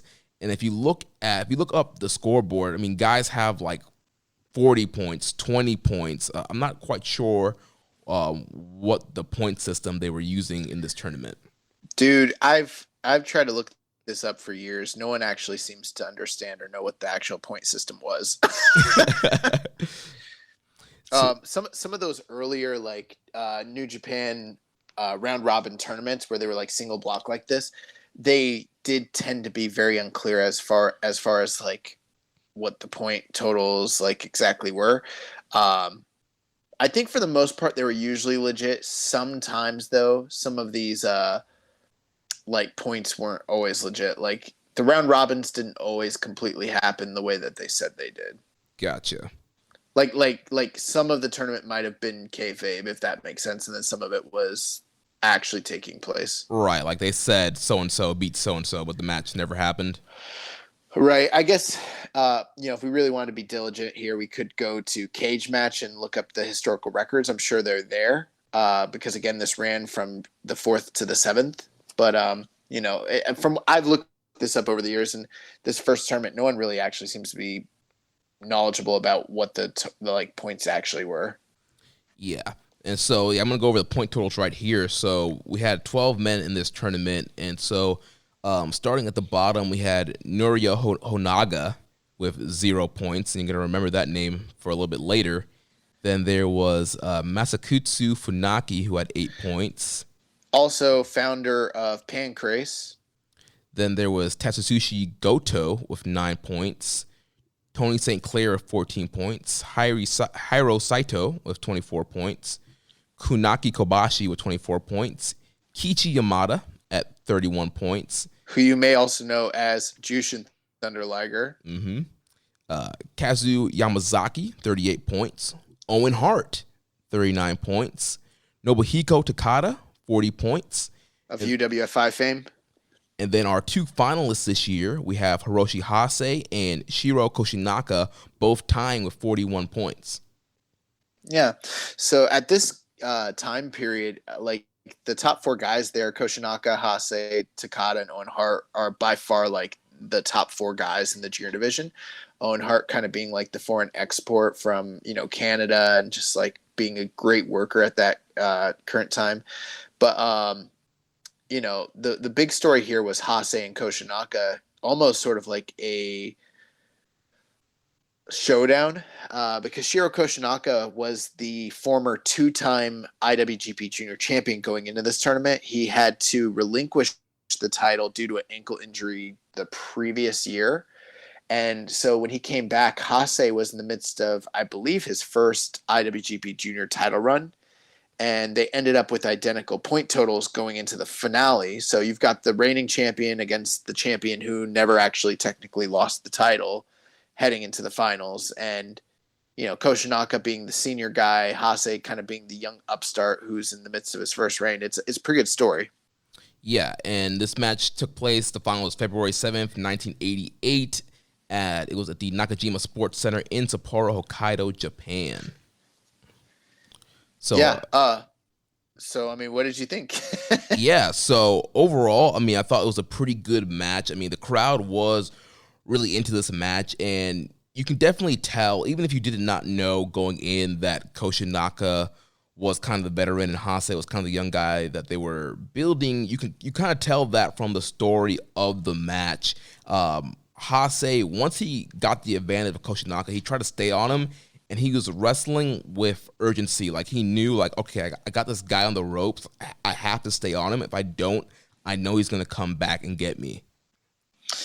Yeah, that was one thing I noticed right away. This wasn't your typical high-flying junior-style matchup. It was fought very much more closely to, like, the Fujinami, Riki Choshu style of, like, 80s wrestling in New Japan at the time. So, like, the house style. And this, like, match was just filled with a lot of very long control sequences from Hiroshi Hase. Like, just trying so desperately to kind of show his dominance and never really let up and let Shiro Koshinaka actually get into the match, which, some people might say that's boring, or, like a lot of fans are used to like a certain sort of like fluidity or back and forth, or even like, the kind, we there's always like the shine, the heat, the comeback, and it's kind of like very formulaic. But at this time in New Japan, it wasn't like that. Like they told stories, and the story here was that Hase did not want Koshinaka to even have an edge in at all. So like every time Koshinaka would try to like mount any offense, like Hase was just fucking nasty and like cut him off and was just trying to like dominate him like he was Brock Lesnar or something. Yeah, it definitely seemed like he had like an amateur wrestling background. He was using a lot of like leg rides. He did a Saturday night ride at one point. He had he was doing a lot of suplexes, a lot of gut wrenches, a lot of belly to bellies throughout the match, and just trying to keep Koshinaka grounded any way he could. Yeah, I've never liked Koshinaka. Like the most I've liked Koshinaka was like when he came back during the New Japan Rambo a couple of years ago, which I thought that was lit. But overall, Koshinaka is not really my favorite guy of all time. But he came in like as soon as the match started, he like jumped Hase like immediately. Like so, he kind of knew he had an uphill battle because there was like a whole new crop of even just in a year or two, like Hase kind of was the king of the division, and like Koshinaka was like, nah, fuck that, I'm gonna jump you. Yeah. Like you mentioned, this match was definitely not like the typical junior style. There wasn't many high flying. There was at one point, Hase did a slingshot plancha to Koshinaka, who was laying on the outside. That was pretty cool, but it was mainly a lot of like grappling, a lot of suplex based style matchup there. And go ahead. Oh no, go ahead. You're fine. I was gonna say, towards the end there was kind of the exchange there with suplexes, with Koshinaka working to get the fall there and hitting the dragon suplex to get the win. Yeah, and it was interesting, that Koshinaka like finished Hase off with the dragon suplex because it seemed like Hase was the guy who was hitting, the heavy suplex or the suplex heavy offense all throughout this match.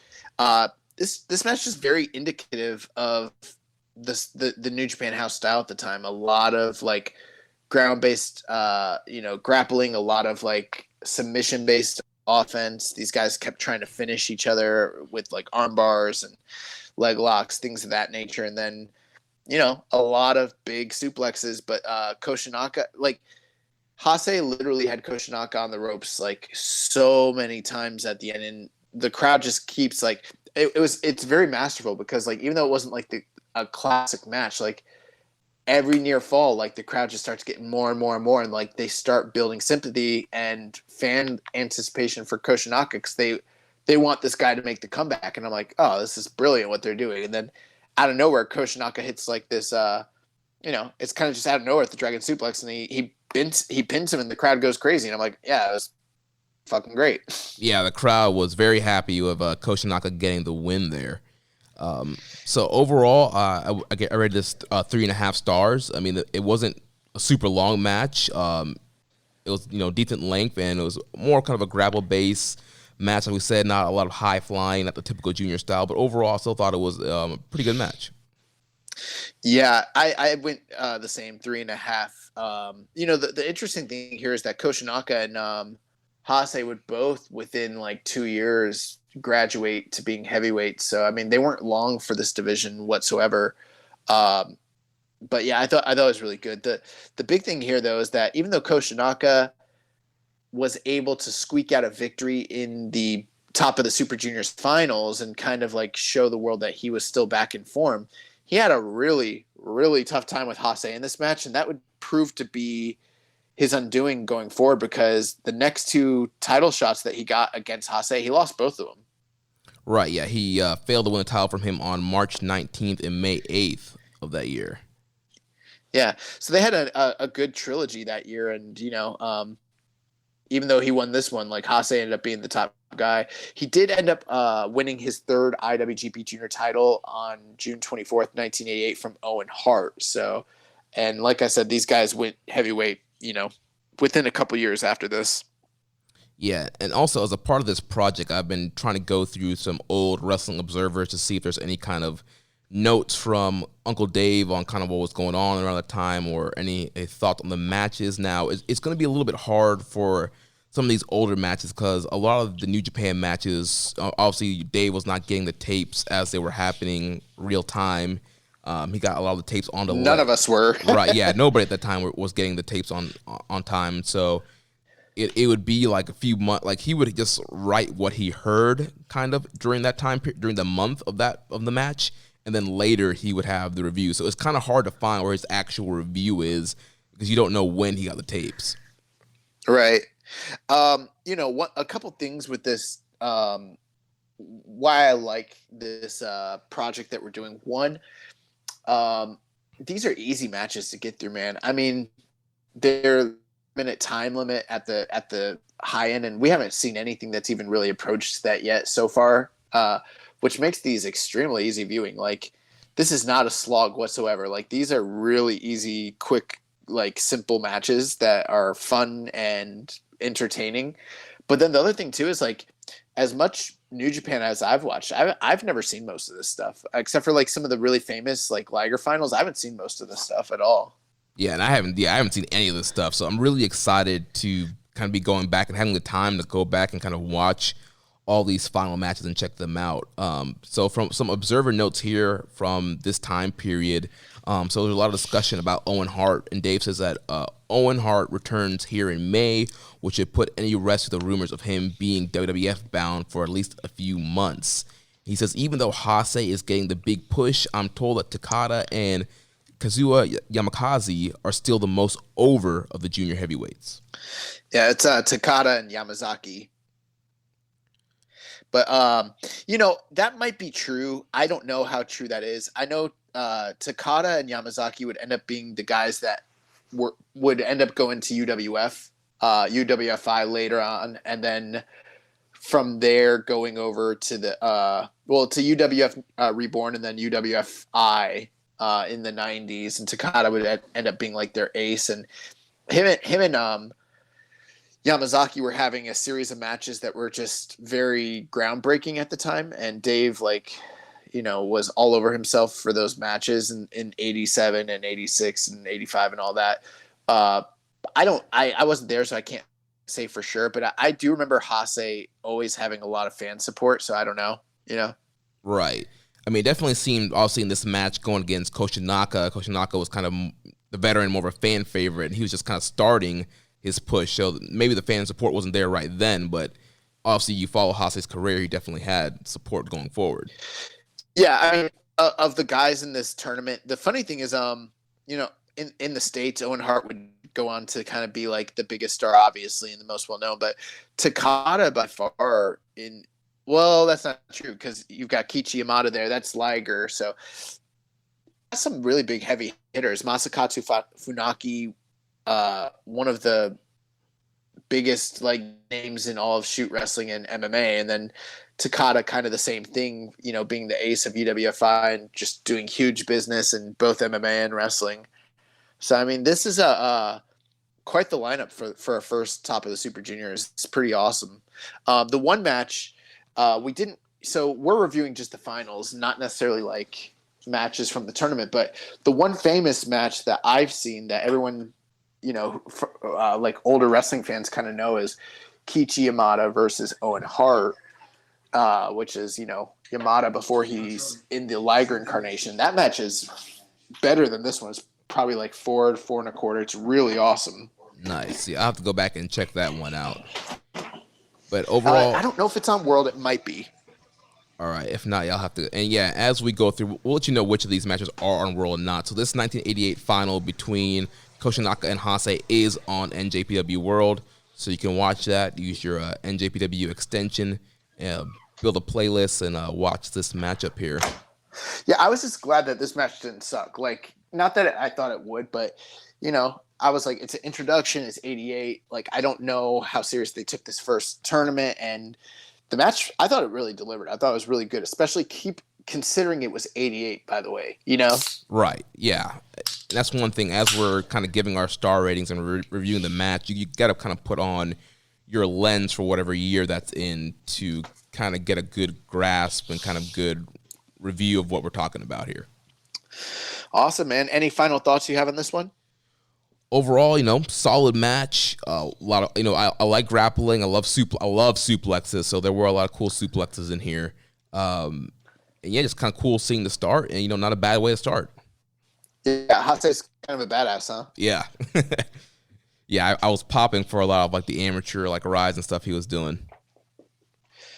So let's go to the second top of the Super Juniors, the first year that would become an annual tournament, along with the G1 Climax, both starting in 1991. Yeah, so top of the Super Juniors, 1991. This was a 7-man tournament this year, and it was held from April 15th to April 30th of 1991. And this is the first time. What's up? I was just laughing. I'm laughing because I didn't mean to cut you off. I'm just laughing because I'm thinking about like how short-lived like the length of those early tournaments were in comparison to like a Super Juniors or a G1 nowadays, Oh, yeah. Yeah, this thing's like, what, It's 5 crazy. days? And, like, now it's, like, what, like 20 days or whatever crazy long schedule it is? It's something crazy, yeah.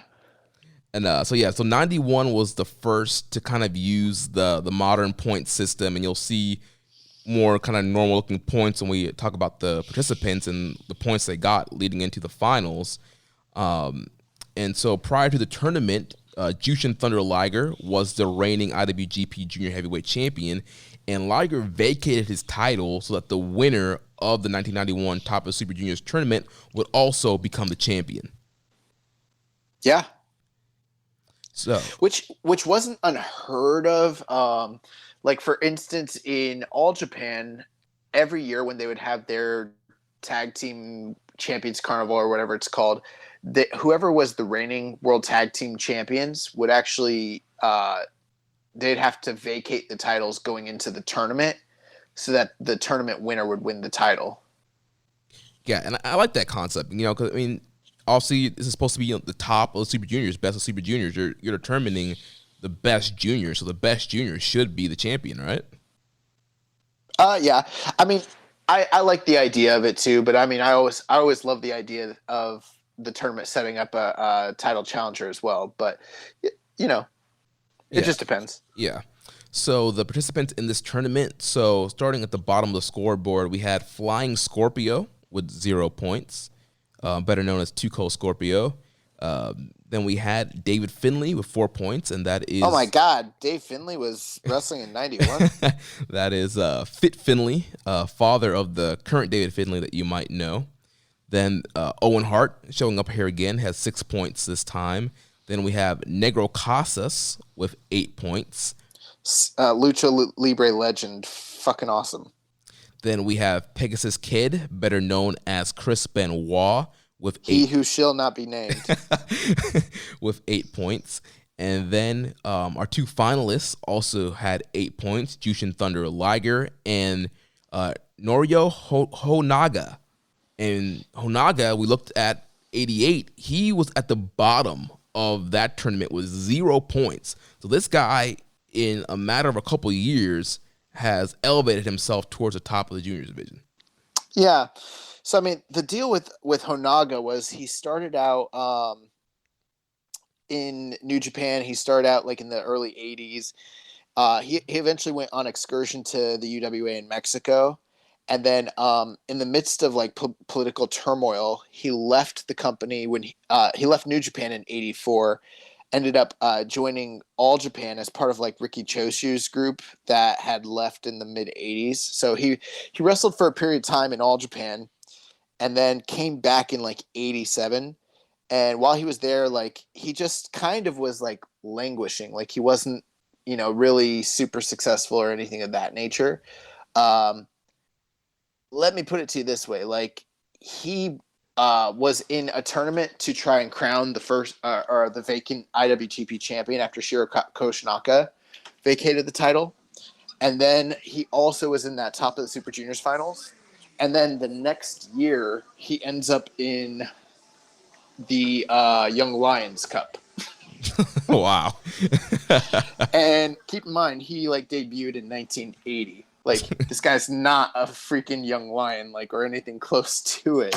But that's kind of where they saw him. And like you mentioned, in that first top of the Super Juniors, like he had 0 points. And, you know, like, it's not that he didn't have any successes, but like in New Japan, he'd never won a title. I don't even know if he'd ever even had a title match. And yeah, he ended up with 8 points going into the final round against, you know, the current or former, like, reigning, you know, the last reigning champ, the guy who vacated the title in Liger, who at this point is also the top star, the most popular guy in the division, and, you know, the biggest draw of the juniors and the most talented person by far, whereas like Honaga up to this point has been a low mid-card, grimy. Basically, let's put it like this. If you guys want a better interpretation, it'd be like if this year Doki was in the finals against Will Ospreay. Wow. Or Hiromu Takahashi. Wow, that's like a crazy to think about. That was the booking of this tournament. And so the finals, like you mentioned, Honaga and Liger happened April 30th, 91 in Ryogoku Sumo Hall, Tokyo, Japan. And they headlined, and I think they drew like a huge house as well. Yeah, I think they did. I remember, I forgot to write down the attendance number on this one, but I did see somewhere where they were kind of talking about how good the attendance was for this show. Here, I'll pull it up. But yeah, you can continue. Actually, I've got it right here for cage match. All right. So with this card, they did 11,500, which is pretty huge. Yeah, huge house here. In the Ryogoku. Juniors in the main event. So yeah, the match overall, I mean, I thought this was a great match. I mean, this match had a little bit more of the junior pace and definitely a lot more high-risk maneuvers than the 88 final. Something very interesting I kind of noticed, it seemed like the crowd was a little bit more in favor of Honaga than they were Liger here. Yeah, I don't know the historical reason for that, but I noticed it. But, you know, so oftentimes we find that, you know, fans, whenever there's an anticipated upset or new title winner, people love the idea sometimes of being a part of that. So I wouldn't like discount the idea that maybe that was part of it. Like this underdog, even though he was a bad guy, like he was definitely the more heelish of the two characters. But right. The fans just seem to get behind him as maybe like an underdog. But who knows? I don't know the whole background. Right, and so like you mentioned, he was kind of like, you know, this grimy kind of heel. But the start of the match, they shook hands, and the match started off friendly, but then it got heated very quickly. You know, you had Honaga, he pile drives Liger on the floor. And then and they were doing like crazy dives before that too, which was pretty cool. Yeah, Liger hit a swanton bomb dive before that, and then goes for a plancha, and then Honaga moves, which then Honaga does a crazy tope dive, which then allows him to get the advantage on Liger, and he pile drives Liger on the floor, and then he power bombs Liger on the announce table. Yeah, and that was like, you know, back in the 80s in New Japan, if you went over the guardrail, it was automatic DQ. So I'm not sure when that rule kind of went away, but by this point it obviously wasn't a rule. But yeah, like he pile drived him on the freaking floor and the power bomb on the strong style table, like and the crowd loved that. They popped for that table spot even back then. Bro. like he's just going grimy, like, you know. And also that's another great thing you bring up. Like this is 1991. Like Sabu has not started doing some like moonsaults on the tables yet. Like, you know what I mean? Right. Like tables weren't used in wrestling. Sometimes, but it's very rare. Yeah, but then after that, like Honaga rips Liger's mask off, and like not completely, but he starts tearing at it, which is like I remember some famous matches where Liger's mask got ripped, but like in the same year, this is like a year after his mask got ripped against Sano in the famous match from 1990 in like January. So it's like this is the second year in a row that I know of a major match where his mask got ripped. Yeah, and you know, big heat there. That was the one point where the crowd was kind of getting back on Liger's side when Honaga started ripping the mask, and the crowd booing that, not liking that. Yeah. I wasn't sure. It kind of looked like Liger was bleeding. I couldn't tell if that was just like a shadow from the mask or if he was actually bleeding. I thought he might have been a little bit, but it's hard to tell. Yeah. But like this match was awesome. Like these guys were hitting huge like lariats, big top rope dives. There's this match was really, and also the chain wrestling. There was a lot of really, like, Honaga's no slouch at all. Like, he was move for move on the mat with Liger, and Honaga's actually surprisingly smooth, even though he was wrestling as sort of like you could tell he was an undercard guy by the way, like by his strikes and everything, but like he was still pretty damn like solid. Yeah. And in my notes, I wrote Liger is so damn good. Even here in 91, like watching Liger, I was like, man. Well, this is peak Liger. Yeah, so smooth, so crisp. Like everything he hit was like perfect. Like I was just like, man, Liger is just so damn good. Liger from 90 to 96 is basically his prime. And in 91, he's like at the height of his power. He's just fucking awesome. And he's really, really, really, really good here. Did you notice Liger did a coffin drop? Yeah, I did. I wrote that down. Yeah, he hit a coffin drop. That was pretty cool. Yeah. Every time Liger started like get like some offense and come back, like Honaga, like that early like bum rush and offense kind of like kept him under, like basically Liger's just wrestling from underneath the whole time. Right, yeah. Liger is trying to make the comeback after the kind of the jump from the start there and the pile driving on the floor and being powerbombed on the table. Yeah, he's trying to make this comeback and he's fighting back. But then Honaga kind of keeps getting the advantage on him until towards the end of the match here, Liger hits a Liger bomb for a near fall there. He goes for another Liger bomb, but it gets reversed. And then Honaga hits a low blow, like pretty much right in front of the ref. And then he hits a top rope lariat for a near fall. And then he hits a straight jacket suplex to get the win. Yeah, I thought this was really smart because they gave Honaga like 3 or 4 offense spots to finally put away Liger. And so he already had the built-in lead by the sneaky kind of dirty tactics from earlier on in the match. And then Liger's got all the hope spots fighting from underneath. But you always kind of believe that Liger's going to win. Like, I'm sure that's what the crowd really believed. And then at the end, when Honaga hits him with 1, he kicks out, that's expected. 2, kicks out, that's expected. 3, kicks out. And then the 4th big move. And then it's like, oh, shit, he might beat Liger. And it kind of protects Liger because it's like, you don't expect he can't kick out. That's too much big offense, especially given the lead that this guy had. He played the perfect game. Like, he fought the perfect fight. He beat this guy. He was the better man that night, even though he cheated a lot. Like, you know what I'm saying? Like, and it still kind of protects Liger because Liger looks strong in having kicked out of like three big moves before he finally succumbed to the final, that straitjacket suplex. Yeah, I thought the finish was going to come off the low blow. Like, I think he hit the low blow and then hit the lariat. I was like, are you serious? Is he going to win just like that? But then Liger kicked out of that. And then, led up to the straitjacket suplex. And it's good to see that the officiating was still bad back then in New Japan. Because that the low blow was literally, he did the Ric Flair, like, donkey kick low blow. It was literally. Did you notice it's been all Tiger Hattori so far? Yeah. Oh, man, Tiger. What you doing, man? But it's a big moment. Honaga wins his first, like, championship in New Japan, and it's in the Best of Super Juniors finals against, the reigning, junior champ, consensus number 1 junior in the world in Liger, which is, like, a crazy story for this guy.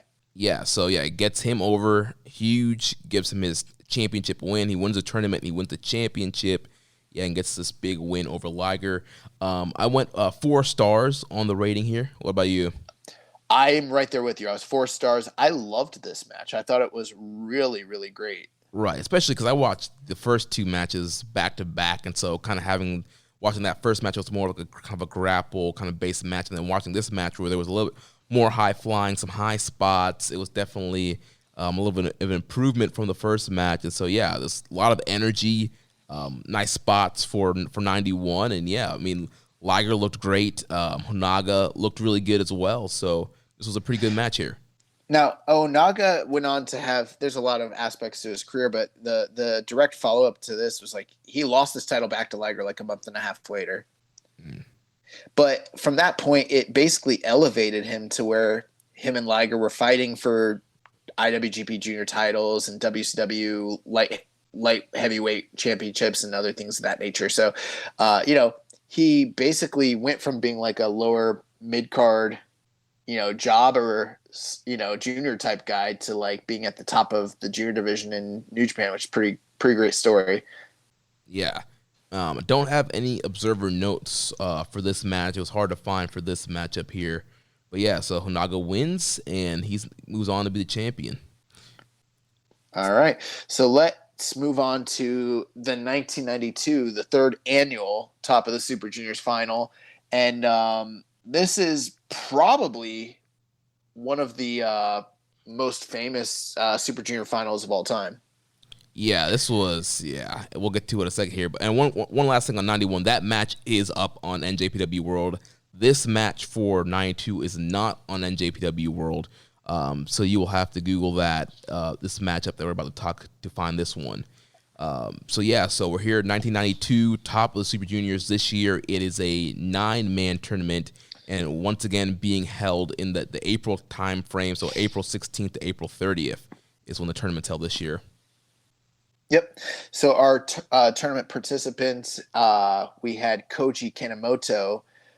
He got 2 points that year. Flying Scorpio, a.k.a. Too Cold Scorpio, also with 2 points. You had Eddie Guerrero before he was Black Tiger, competing under his actual name. He ended up with 4 points that year. David Finley with 6 points. Pegasus Kid, a.k.a. Chris Benoit, with 10 points. Negro Casas with 10 points. Norio Honaga with 12 points, and then Jushin Thunder Liger with 12 points, and the tournament leader, El Samurai, with 14 points. Yeah, and once again, this final match is in Ryogoku Sumo Hall, Tokyo, Japan. And like you mentioned, top of the leaderboard, we had El Samurai and Jushin Thunder Liger facing off with each other here on April 30th for the final.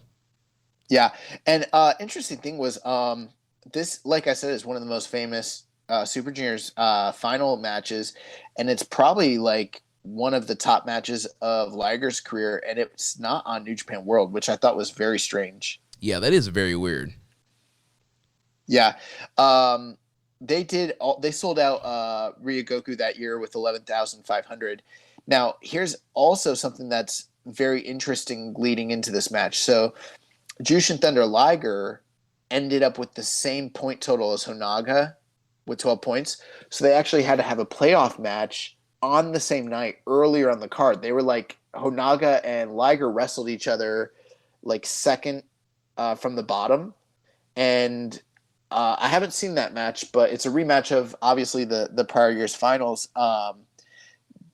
Dave Meltzer gave that match four stars at the time. So not only did Liger advance to the finals and headline against El Samurai, but he'd already wrestled a 14-plus minute match against Honaga the same night. Nice. Now, kind of give us the background of El Samurai here coming into this match. Okay, so El Samurai had actually he's better. He's also, his real name is Osamu Matsuda. He started off in the New Japan Dojo and kind of left on excursion. He started in like 85 and was kind of like a lower card guy, and went on his learning excursion in 1991. He went to the UWA promotion in Mexico. That's sort of where he adopted the El Samurai stage name and gimmick and everything of that nature. When he came back in 1992, it was in March. So it was like just prior to the Best of Super Juniors. And he came in with like we're talking like like a month basically before these finals. And he came in with a lot of fanfare, a lot of hype. And kind of like the mystique of the El Samurai character. Like no one kind of knew what to expect, but the big thing he was known for was like the fact that he'd kind of blended sort of like the Japanese style along with like, and also persona along with like the Mexican showmanship and lucha libre style, very similar to like what Ultimo Dragon would do basically. And he came in here and he fucked everybody up. He got 14 points, Yeah, this is almost like a Shingo or like a Taiji Ishimori, kind of a hot new guy kind of coming in. It's like tearing up the field and like the clear leader here. I also think he had beaten Liger in the tournament prior to their finals match, because keep in mind it was I'll have to look that up, but it was a single block tournament, so everyone fought everyone before the final. Right, yeah. It'd be a little bit before we get to the two blocks that we're familiar with here. Right. So, yeah, so we'll move on to the match here. And so, clearly, once, Jushin Thunder Liger, like you mentioned, he's in his peak. He's in his hot, bayface run. He's, the top bayface here, and Samurai's kind of coming in. Once again, almost like kind of a grimy kind of heel in a way. Liger offers for a handshake, refuses the handshake, spits in Liger's face, and right away Samurai is ripping at the mask, grabs something under the ring and hits Liger with it, grabs something else, and he's just beating Liger over the head. I couldn't tell what that was he was hitting Liger with. I think it was a wrench, but whatever it was, it was definitely like something steel or metal, because he immediately went to the ring post and like clanked it against the ring post so everyone would know like how hard it was, which I thought was like very smart. And then from there, he tombstones Liger on the outside. He tries to get the count out of victory. Liger barely makes it back in, hits him another tombstone in the ring. And that's one thing that I've noticed here in these junior matches that we've been watching so far. Like, the tombstone is used a lot. The tombstone has been used pretty much in every single match that we're reviewing right now and have watched. And it's like almost like a transition move. Yeah, that was something that you had mentioned. That's kind of been the deal. Like, a lot of times I hear people talk about how like the pile driver used to be a finisher, and it's like, for some guys, but in a lot of like Southern wrestling, like it wasn't.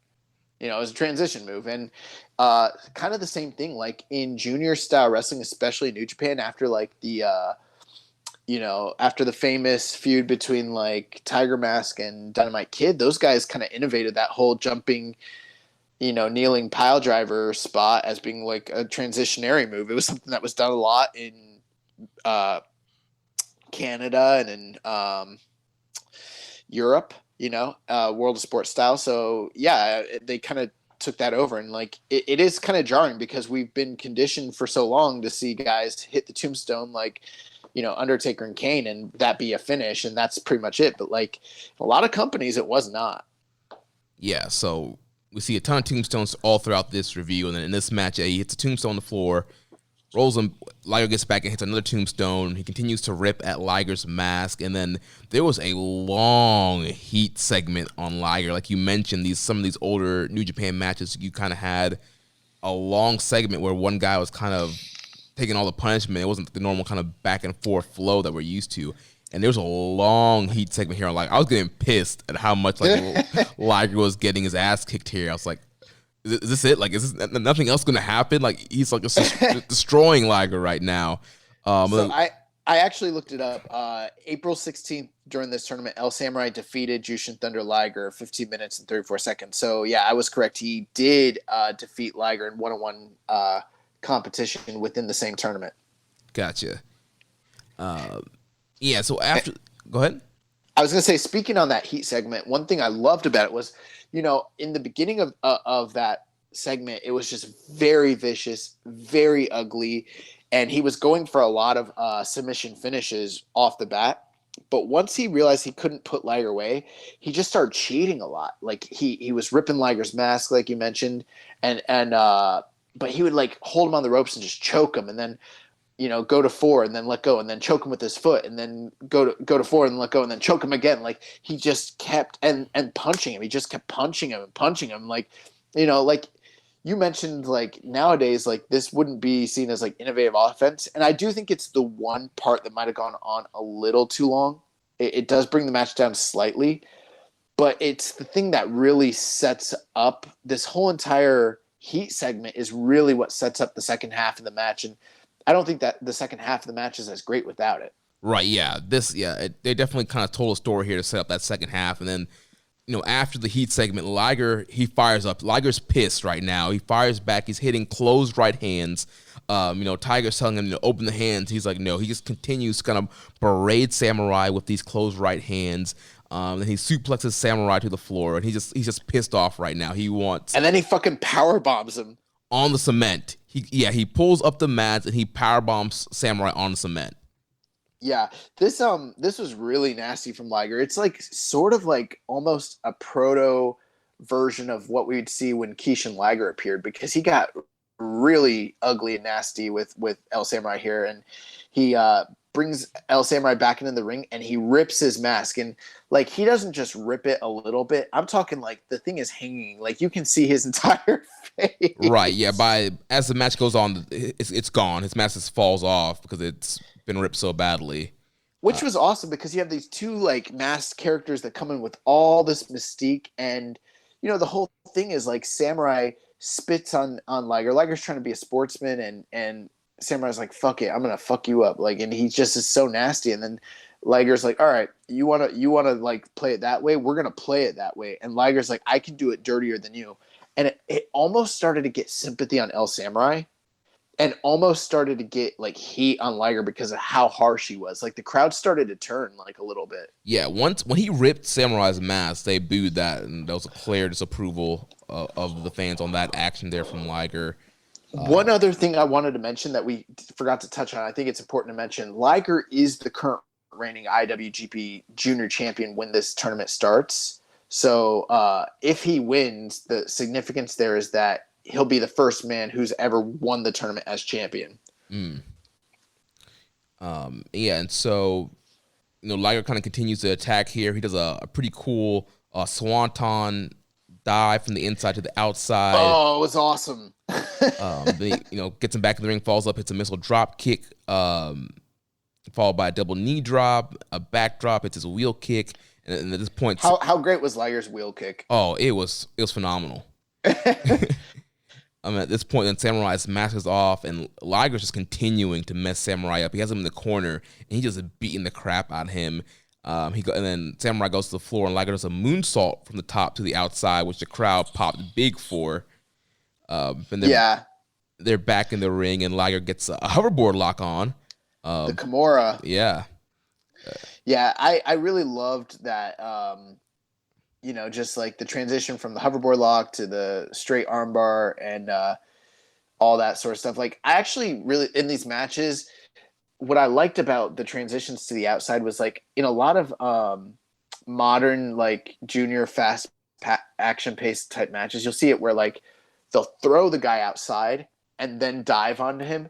But in these matches, it was more like the guys were getting hit and then stumbling outside and being like, not having the wherewithal, like, where am I? And then getting dived on, which I kind of like that logic a little bit better. And you see that constantly in 90s junior style matches where you don't see it as much anymore. Right. It's not like the guys just kind of, waiting there to, catch a dive. Like, they got kind of knocked loopy and they're kind of staggering around.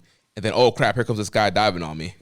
Yeah. Plus, Samurai's been loopy this entire time since he started getting decked and then got powerbombed on fucking cement. So this has been this Liger comeback is legendary. Yeah. And then eventually Samurai makes his comeback. He hits a flying forearm. He hits a missile dropkick. And then he hits a tope con hilo, which was awesome. Follows up with a scorpion death drop. And he puts on like some kind of, I don't know how to describe it. It was like some kind of like headlock armbar type of combo submission there. I don't remember what he did there, to be honest with you. Yeah, it's like he had his leg like around, it was almost like a half Nelson on the head, but he also had like an arm trapped in.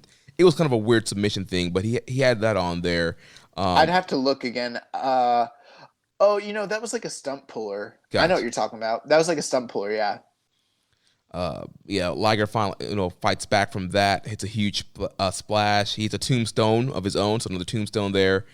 He goes for a swanton, misses that. Goes for a Liger bomb, gets a near fall. He has an electric chair drop off the middle rope there, which is pretty cool. Yeah. Then Samurai does like a roll-up Hurricane Rana for a near fall. And then Liger hits a DDT off the middle rope, which again, like all these kind of top rope maneuvers here, that was a pretty cool, especially a DDT coming off the middle rope.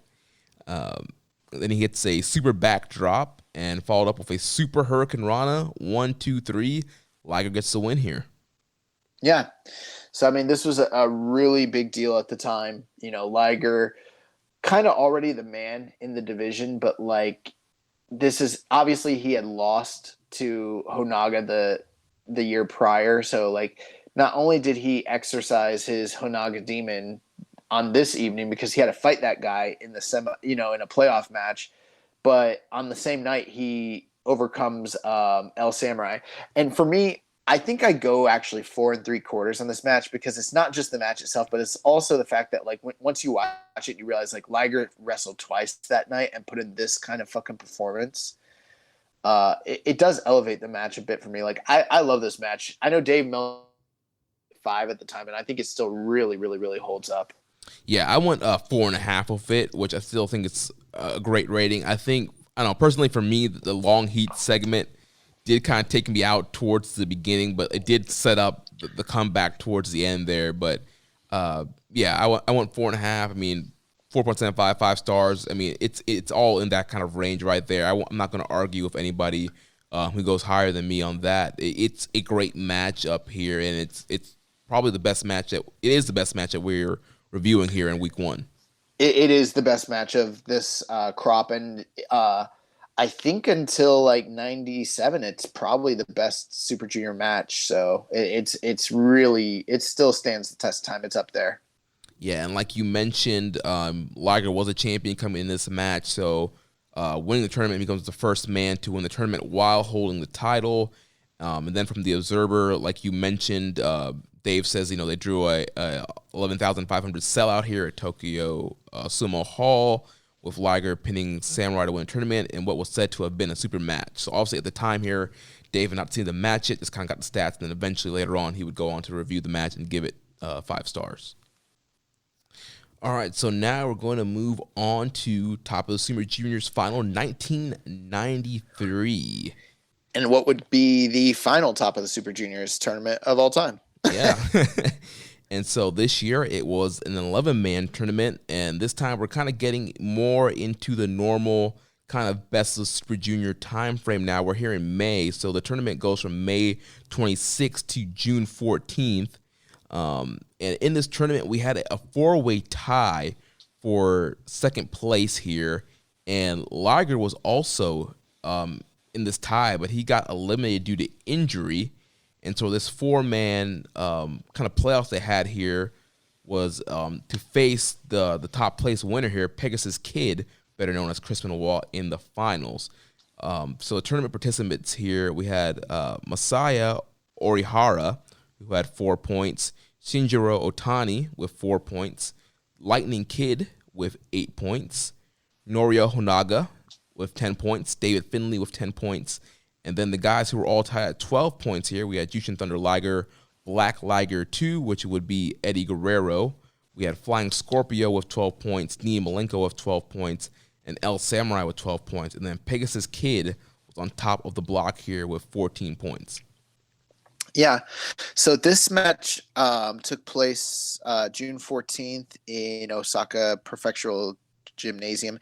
They drew a pretty good crowd, not as big as the last couple of years, but they did 6,850, and I can see here that the second round playoff matches actually happened on the same night. So Di Malenko defeated Eddie Guerrero, Samurai defeated Scorpio, and then Samurai defeated Di Malenko on this night. So Samurai actually wrestled both Scorpio and Di Malenko before he went into the finals against Pegasus Kid on the same evening. Yeah, and it looks like it's kind of a theme here. We're seeing a lot of guys wrestling each other, multiple matches here on this final night, especially with the tour being so short. Yeah, and you think about it, it's like it's the booking, which I mean, you might criticize it, but think about how awesome of a night that must have been to be there, and you're getting to see Dean and Eddie, Samurai and Scorpio, Samurai and Malenko, and then Samurai against Chris. That's like plus everything else they had on the card. Like that's pretty awesome. Yeah, I mean, just looking at the participants in this tournament, I'm like, wow, this was a stacked block here. And the funny thing is, like, we're going to say that you're pretty much in your mind going to say that almost every time, because that's the legacy of Super Juniors tournaments is like the best juniors in the world, the best workers in the world are in this tournament year after year. The next year's tournament, 94, is like one of the all-time like classics. Like 94 is crazy, but this 93 tournament's no slouch. Yeah. So do you have any kind of background on Pegasus Kid and kind of coming up and where he was at kind of coming into this tournament? Yeah. So, I mean, I didn't look him up like the other guys just because I figured it's Chris Benoit. We all know who he is. Yeah. Speaking of which, I saw something funny online. In 2017 on the Ellen show, she did this skit called Coachella Band or Pro Wrestler's Name. And they kept they would list the name of a wrestler or a band, and they had to guess whether they thought it was, a band from Coachella or a pro wrestler. And one of them was this kid. And I was like, do you want to tell him? Oh man. There's no way they knew. But Yeah. I mean the general gist here is that, Chris Benoit, cut his teeth in the Calgary Stampede area originally. He's a trainee of the Stu Hart and the Hart family and the Dungeon, everything of that nature. And, kind of wrestled in Europe, wrestled in Mexico, all over the world. And when he came to funny thing, actually, now I'm thinking about it, he actually, in the UWA, which was the partner of New Japan at the time, the UWA had ownership of the WWF light heavyweight world title, which the WWF forgot about, and they didn't even know UWA was using it at the time.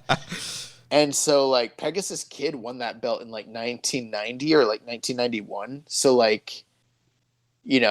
23 years before he'd win the world title in Madison Square Garden, he had already held a WWF belt all those years prior to that. Wow. That's crazy. They actually used that championship as part of the J Crown, and they had to break up the J Crown because when WWF found out that that Ultimo Dragon was walking around with both the WWF and the WCW title at the same time, they were like, "Oh, heck no." Oh man. They made him give it back. They're like, "Nah, player." But Benoit had adopted the Pegasus Kid character in the early 90s, and he wrestled with a mask on. He ended up losing that mask in a match, I believe in 1991, to Liger. So he still had the name Pegasus Kid, but he obviously much more resembles Chris Benoit.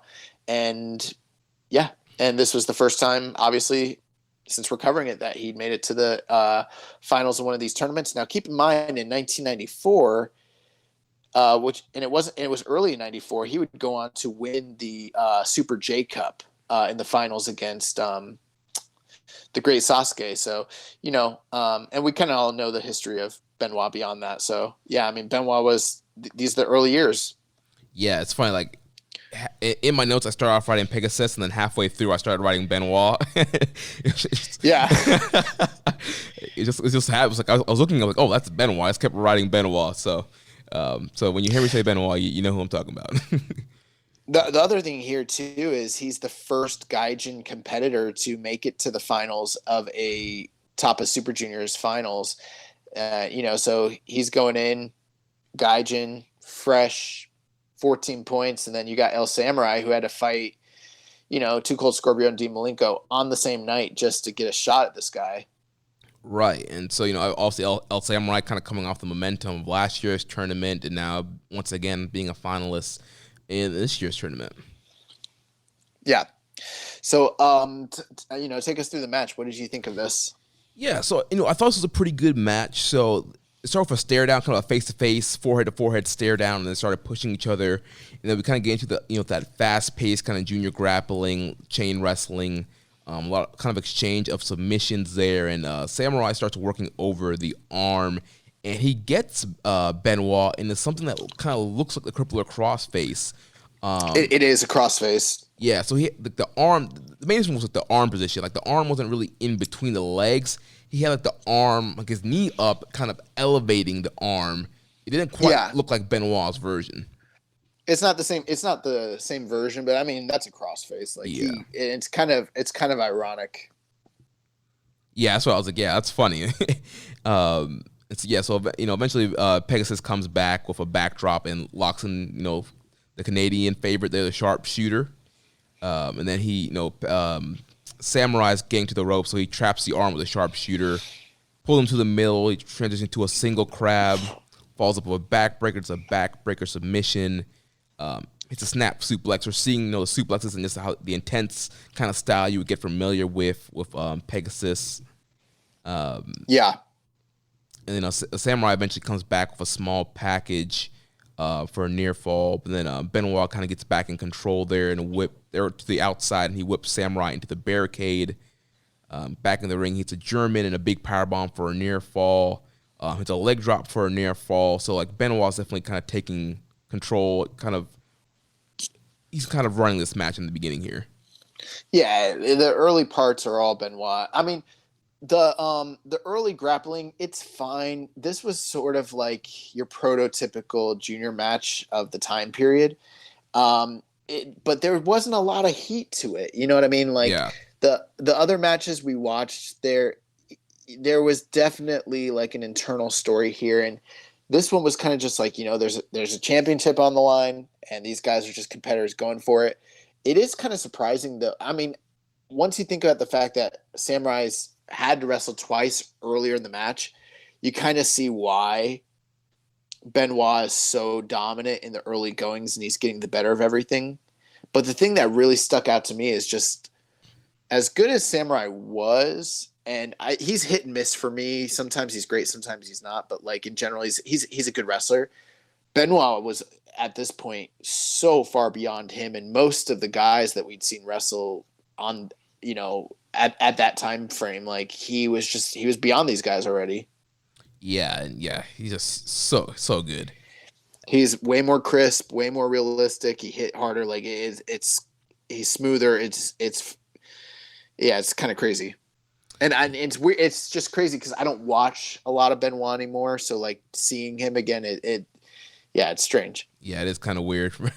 So eventually here, Samurai comes back, hits a tombstone. Once again, we see that tombstone comes a transition spot here. He has this really cool Russian leg sweep into an armbar. I loved that. Yeah, that was cool. And then he goes up for the top. He goes for the diving headbutt and misses. Then Benoit goes on top, goes for diving headbutt and misses. And yeah, it was kind of hard watching Benoit do diving headbutt. Some of that was sort of like tributes to. I know we always talk about how the Sasuke match is a tribute of Benoit and Sasuke to Tiger Mask and Dynamite Kid, but I think there's a lot of that in this match, and those missed flying headbutt spots are kind of an allusion to that as well. So I saw that was the one thing in this match that I saw a lot of was, there's a lot of Tiger Mask and Dynamite Kid in this match. Yeah. And then Samurai hits a belly to belly that sends Benoit outside and hits his tope con hilo, which was kind of one of his signatures here. He hit in the Liger match also. Benoit eventually comes back with a head scissors, does a flying dive from the inside to the outside, literally just kind of launched his body at Samurai. Yeah. And then Samurai. He freaking decapitated Samurai with that. Yeah. He literally just inside out. So then Samurai comes back. It's an inside roll up for a near fall. Then Benoit gets up. It's a lariat for a near fall. Samurai hits the Super Hurricane Rana that beat him last year, but couldn't get the win off of it. He follows up with a power bomb.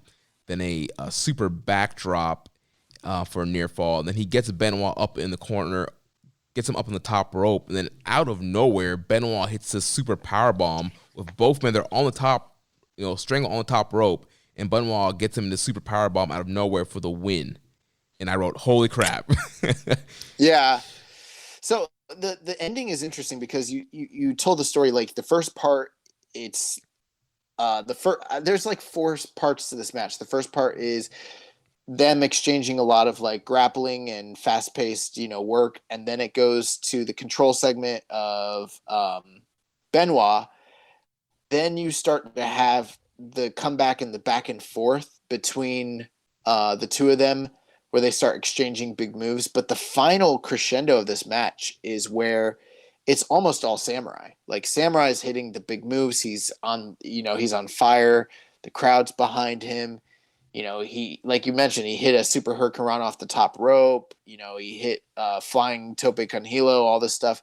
He hits him with a power bomb, super backdrop. Like these are all big moves, and it's like holy crap! Like, and you kind of get the feeling like he's going to put Benoit away, and then when they're at the top rope, Benoit just reverses it to this giant power bomb, and it's from out of nowhere. Like you don't expect it. Like there's no like tease or him like signaling. It's just boom, and then you're like, oh god, he's not getting up from that, and then you're like, that comeback is over, and it's 1, 2, 3, and you're like, it's such an awesome finish, but it's so unexpected at the same time that you just like, it kind of felt half flat and half awesome for me. Does that make sense? Yeah, it's like it kind of came out of nowhere. You're like, what? That's the finish? But then it's like, that's the finish. Like, holy crap. That has to be the finish. Power bomb off the top rope, obviously.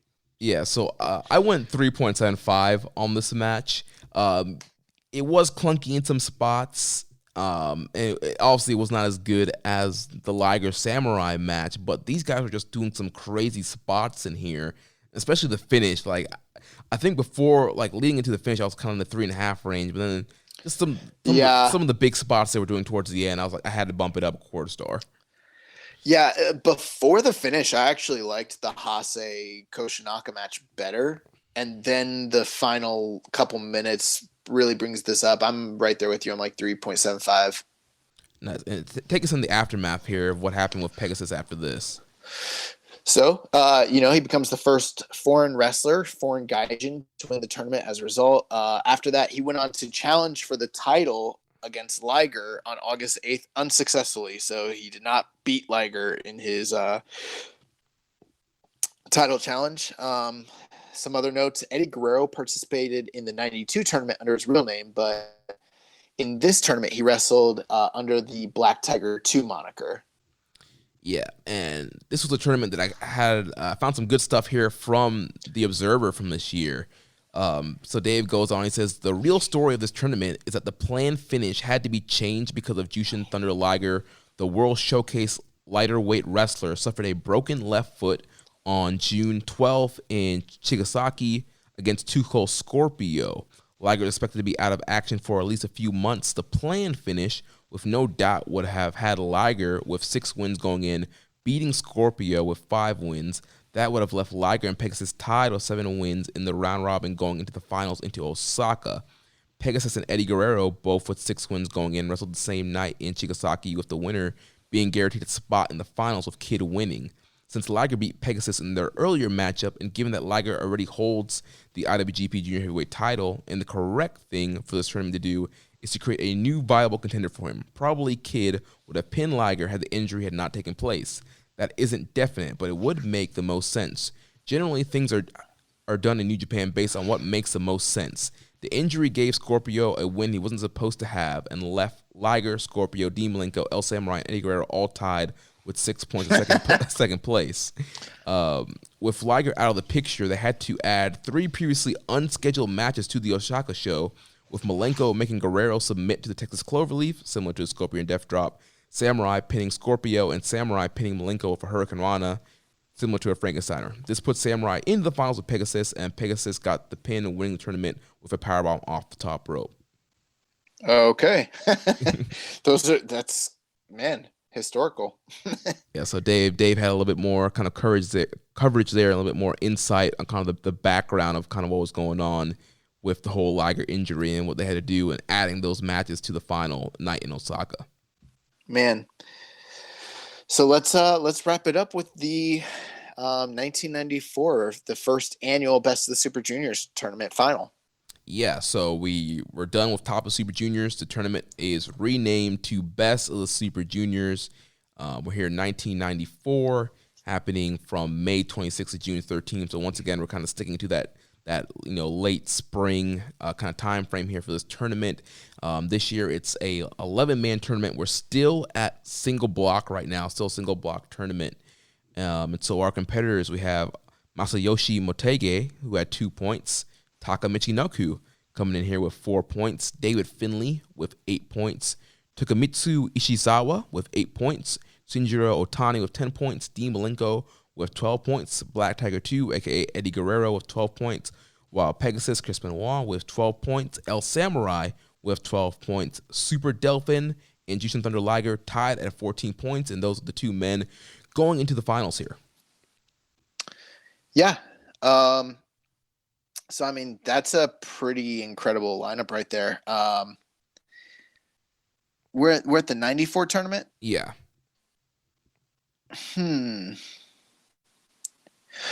Okay. You know what? I'm sorry. Was the 93 tournament the one that you were saying was really stacked? Yeah. Yeah. And I don't know why I overlooked it, but like Lightning Kid is in there. That's X-Pac. Yeah. Yeah. That's the last major tour he did before he signed with WWF. Because if you think about it, it's 1993. That's like the same year as him beating Razor Ramon on Raw. Yeah. Yeah. Kind of crazy, like that he went on to be like one of the biggest stars of that entire group. But yeah, man, this 94 group is like incredible. And them having some guest outsiders really shook things up here. Obviously, this is hot off the trail of the Super J Cup that we had mentioned, where they're working with outside companies. Specifically, Michinoku Pro is like one of the most notable ones. And this final here produced a match between Jushin Thunder Liger and one of their top stars over in Michinoku Pro and Super Dolphin. Yeah, and so this match takes place June 13th, 1994 in the Osaka Prefectural Gymnasium in Osaka, Japan. Liger obviously still kind of on his run here in his peak, having these great matches, having great junior title defenses, and then in comes this outsider from Michinoku Pro, Super Delphin. Kind of give us a backstory on him. So this is actually kind of interesting. So the deal with Delphin was he started with New Japan Pro Wrestling in 1989. His real name is Hiroto Wakita. He started with the Takeshi Puroresu Gundam, which was sort of like a Japanese take on like the rock and wrestling concept that was going on in the States. And New Japan at the time was using comedian / director Takeshi Kitano as the manager of Riki Choshu. When Choshu and his group had just returned from All Japan, and fans hated it. It was like an angle that did not work well. It was around the same time that they rioted over the Vader defeating and squashing Inoki incident. Business was kind of on the downturn at that time. So when this all happened, there were several young upstarts from the New Japan Dojo and that were like part of this group. And Delphin was one of them. Jado and Gato were actually part of it as well. And they all got fired when when the Takeshi Gundam group like got ousted from New Japan. So basically like Delphin was kind of like on his own. And so like he was on the independent circuit, which like from like 89 to 94, he like wrestled in Amsterdam. He went to FMW for a while. Then he went to Universal Lucha Libre in Mexico, which is where he adopted the Super Delphin character. And, he kind of built a name for himself, like all over like Mexico, and then came back to wrestle in Japan. And that's sort of like where he made a home in Michinoku Pro. He like started there in 93 and wrestled there from like 93 to 96. So he's kind of like doing dates in both Mexico as well as like Japan. So he was like a big time innovator of the high flying junior style at the time. And so the match is interesting because you have Jushin Thunder Liger at the height of his powers. I mean, he's at a point where he's so accomplished. I mean, you look at the last three tournaments, 91, 92. Oh, I'm sorry. Actually, the last three, 91, 92, 93, and then now 94. He was the champion going into all four of those tournaments. And this is the same year where like he became so powerful that like he had to go up to heavyweight to fight Hashimoto because he ran out of like challengers in the junior division. Like that's how good Liger was at this time, or the perception was like he was seen as being every bit the equal of the Three Musketeers, or maybe even possibly surpassing them at that time, which is crazy. So you've got like Liger at the top of his game, and then on the other side you've got Delphin, who the story there is that Delphin is this kind of like grimy underground. He's sort of like the king of the indies, if you want to put it that way. You know what I mean? Yeah. Like he's the junior that got rejected by New Japan in the early part of his career, and he had to forge his own path, and it brought him back to New Japan. And now here he is in the finals against the greatest junior of all time. Yeah, and it's a great story. And that whole story plays out perfectly in this match here as we kind of go through it. You'll see some kind of key stuff that kind of hints to Delfin's past in New Japan is kind of the story they're trying to tell here. Yeah. My favorite thing about this starting off is Delfin's outfit. Yeah, so Delfin, he has like a half Liger mask, half Delfin mask. Also, trying to get under the skin of Liger here. Yes, absolutely. And the crowd does not like it.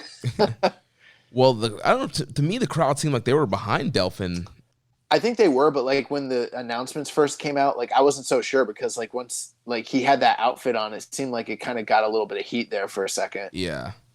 But at first they do shake hands, and it kind of starts off with your standard kind of, junior grappling and chain wrestling and exchanges and kind of exchanging submissions, and Liger gets a camel clutch, but Delfin escapes, and then he starts pulling on Liger's mask, and this is kind of, from here, Delfin will kind of play the heel role in this match, and things wouldn't be so friendly like they were with the opening handshake. And Delfin he's just kicking the crap out of Liger. Like Liger's on the ground, just kicking them. He gets up, he's just kicking him very hard, not showing respect. And of course, Liger kind of fires back with a big shote, followed by his signature, tilt-a-world backbreaker, then the Romero special. And Delfin comes back with a neck breaker, applies a triangle choke, drops a series of V-trigger knees on him.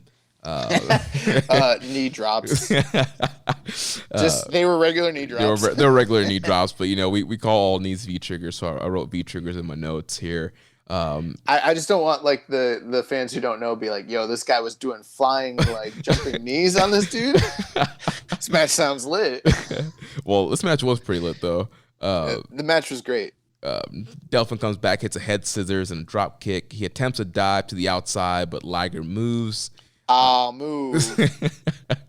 Then Delfin hits a backbreaker and applies a half crab here and transitions to a full crab. Yeah, so this is some of the stuff I really like. You noticed almost immediately watching this that like Delfin was not nearly as polished as Liger. Everything Liger did just looked so crisp and everything that like Delfin did looked grimy and sort of like, I wouldn't say uncoordinated, but kind of wild.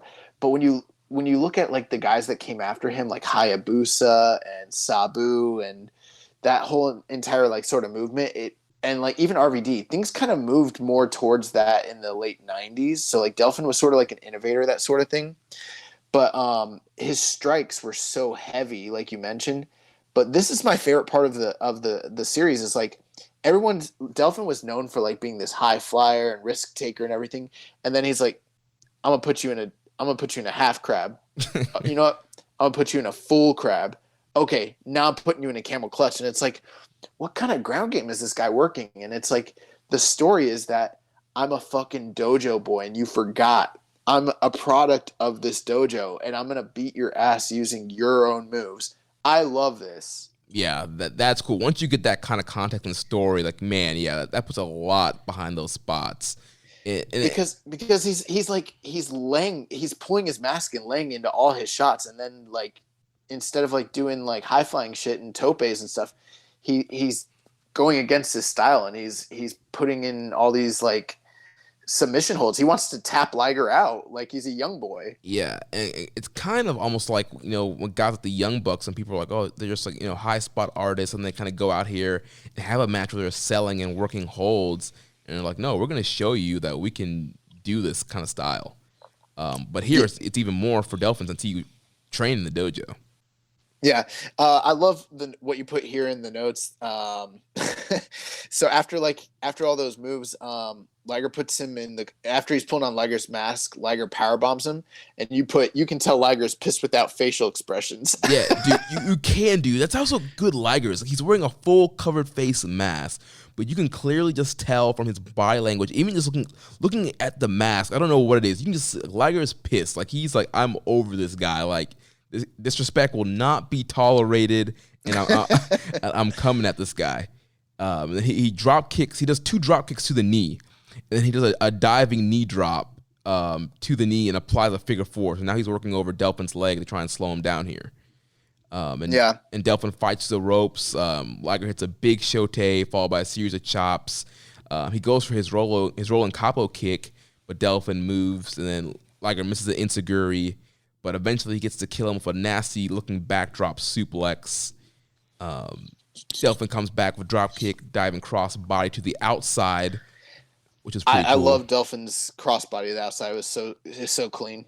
Yeah, it's clean, but also in a way, kind of like you were saying, a little bit like wild looking. Like dangerous. Yeah, it wasn't like a pretty, like, like high fly flow to the outside. It was like, I'm just like hurling my body at you in a crossbody and hoping you catch me or hoping I land on you. Yeah.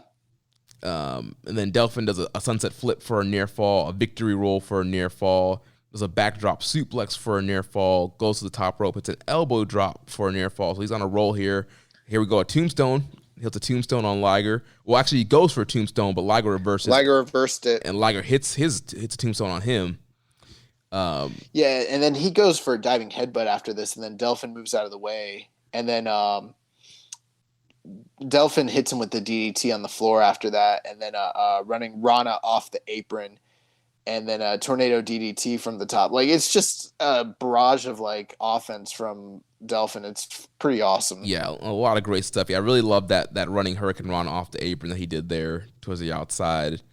And they're back. And again, his Hurricane Rana off the apron, it actually was really sloppy because he jumped forward with it instead of like going off to the side. He went to he went forward, and actually Liger had to actually save him and jump forward with it. Otherwise, he would have busted his ass. And like you compare that to like Mysterio, like 2 years later, and there's no comparison. Like everything Delphin did was awesome, but like choppy and clunky at the same time. Yeah. And so, yeah, they're back in now. He hits a super backdrop, but Liger reverses on the way down for a crossbody pin. Gets a near fall there. Liger goes for a German, but then Delphin low blows him. Once again, low blow right in front of the ref here. This low blow was different, though, because the other low blow that Honaga hit was like, yes, it was out of desperation, but it was like because he was a bad guy.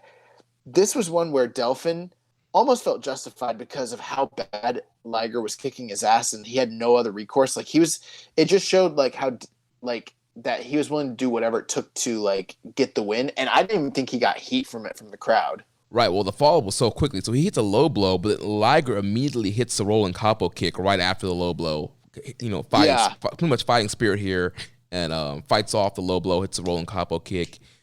He hits his swanton dive off the top rope to the outside, which was awesome. Yeah. Then he hits the Super Hurricane Rana, which won him the tournament in the past. And he gets a near fall here, and you can tell he's exhausted and he's annoyed because he can't put this guy away. Yeah, like I won with the Super Hurricane Rana, like it should put him away, it didn't.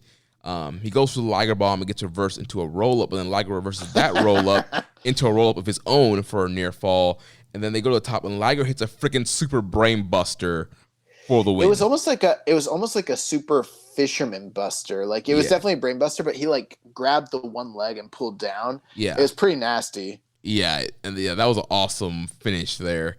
And it took a big move like that, like to finally put like Delphin was defiant to the very end. Like this was a fantastic story. I've seen people be kind of harsh on this match, and I don't get it. Like I thought this was easily like the second best match of the series we were covering so far. Yeah, I rated this one 4.25 stars. It was. I love this match, and this kind of some of the stuff that Delphin and Liger were doing. Once again, it's like as we kind of go up year by year, we're seeing more high risk, more diving maneuvers from these guys. Are you surprised at these diving sentons to the outside that Liger does? Like, did you know he used to do that? No, I don't really remember. Yeah, seeing him do the diving sentons there. And so it's pretty cool. And again, like Liger, just kind of like does it so perfectly. Just gets on the top rope and just throws his body out so gracefully there. You want me to read these Observer notes? Yeah, go for it. So this is coming from the Observer on this match. So just as the Super J Cup elevated Michinoku Pro's Great Sasuke's position with the casual wrestling fans of Japan when he defeated Liger in the semifinals before losing in the finals, the new star, quote unquote, created by this tournament was Delphin, who was in first place in the tournament much of the way and also upped the level of Otani, who along with Satoshi Kojima, who wasn't in the tournament, is the best of New Japan's younger wrestlers, as he scored upsets over Pegasus and Tiger. Liger, who was instrumental in putting the two tournaments together, wanted to elevate Michinoku Pro wrestlers Sasuke and Delphin, Jinsei Shinzaki, and Saito at top level to create new viable challengers for his IWGP Junior Heavyweight title. Shinzaki appears to no longer be a part of the plan since he's headed to the WWF in the fall, but Sasuke, Delphin, and Saito will probably work with Liger starting at the G1 Climax tournament at Sumo Hall in August. Yeah, so they're kind of like what you were saying. Liger had kind of, steamrolled through the competition. And so, Liger's realizing if I'm going to be in this junior division, I need guys to face. So he's bringing in these guys from Michinoku Pro. He's bringing in the best juniors from different promotions here to give him some programs and some challengers. Yeah. I don't know that him and Delphin work together again. I'll look, but I think honestly, Delphin has had other dates with New Japan and beyond this, but I think this was like the height of his time with them, to be honest. So it looks like they didn't wrestle again in a singles match until 2000.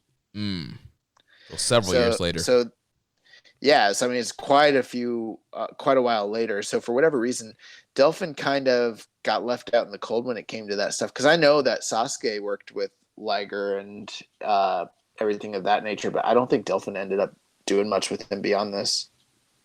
Gotcha.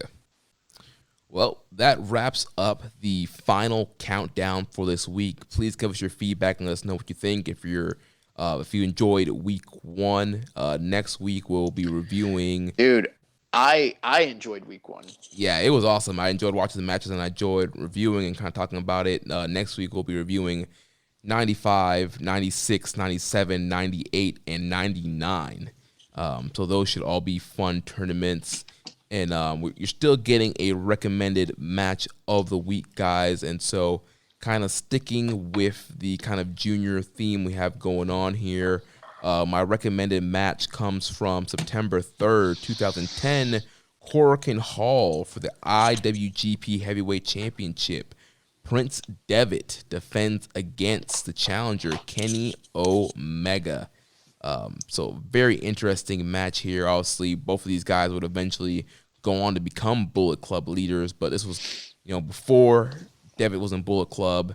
Kenny Omega's kind of coming in here as a guy from DDT. He's actually seconded by Michael Nakazawa in this match. And this match is also building up to a tag title match with Devitt and Taguchi would eventually take on Kenny Omega and Kota Ibushi. I've never seen this match, so I'm looking forward to seeing it. I have seen the match that they had when, I believe in the Super Juniors tournament when Devitt went undefeated, and I could be wrong on that, but I know they had when he was part of the Bull Club and Kenny was not, they had a match, and I've seen that one, but I've never seen this one. I have seen the series of matches, the tag matches from that same year, but not this singles match, so I definitely want to see it. Nice. So that wraps up the show for this week. Like I said, next week we'll be back. Oh, before we move on, I need everyone to know, if you have not seen Will Ospreay versus James Doughty from MCW in January, you need to go watch that match. I'm talking near 5 stars, easily 4 3/4. It's going to be an excursion match of the year candidate for sure. You have to see this. So there's a bonus recommended match for you to watch for this week. So definitely watch that and make sure you get that down now. So when we get to end of the year voting, you can vote for that in the excursion match of the year. So yeah, next week we'll be back with another final countdown segment. Like I said, we'll be reviewing the best of Super Junior finals from 95, 96, 97, 98, and 99. So if you want to watch along and follow along with us. So if you enjoyed today's show, please consider making a donation by visiting socialsuplex.com/donate and clicking on the donate button under the Keeping It Strong Style logo. Make sure you connect with us on social media. On Twitter, the show is at KI Strong Style. I'm at Jeremy L. Donovan. The show is at Social Suplex. on Facebook. You can also find us on facebook.com/socialsuplex, in the Wrestling Squared Circle Facebook group, facebook.com/group/Wrestling Squared Circle. On Instagram, we are at Social Suplex. On Reddit, I'm the Pro Black Guy, and Josh is Keeping It Strong Style. You can email me, jeremy@socialsuplex.com. Make sure you check out all the other shows on the Social Suplex Podcast Network. On Sundays, we have One Nation Radio, hosted by Rich Latta and James Boyd. On Wednesdays, we have our podcast dedicated to independent wrestling, Grown Men Watch This Shit, hosted by Jeremy Tate and Chris Bryan.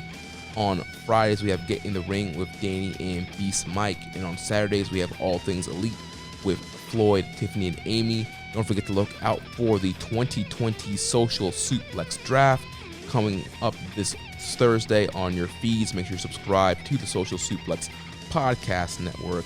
So subscribe, leave a rating and review, and we will catch you next week on Keeping It Strong Style, the ace of podcasts. Thank you for listening to Keepin' It Strong Style.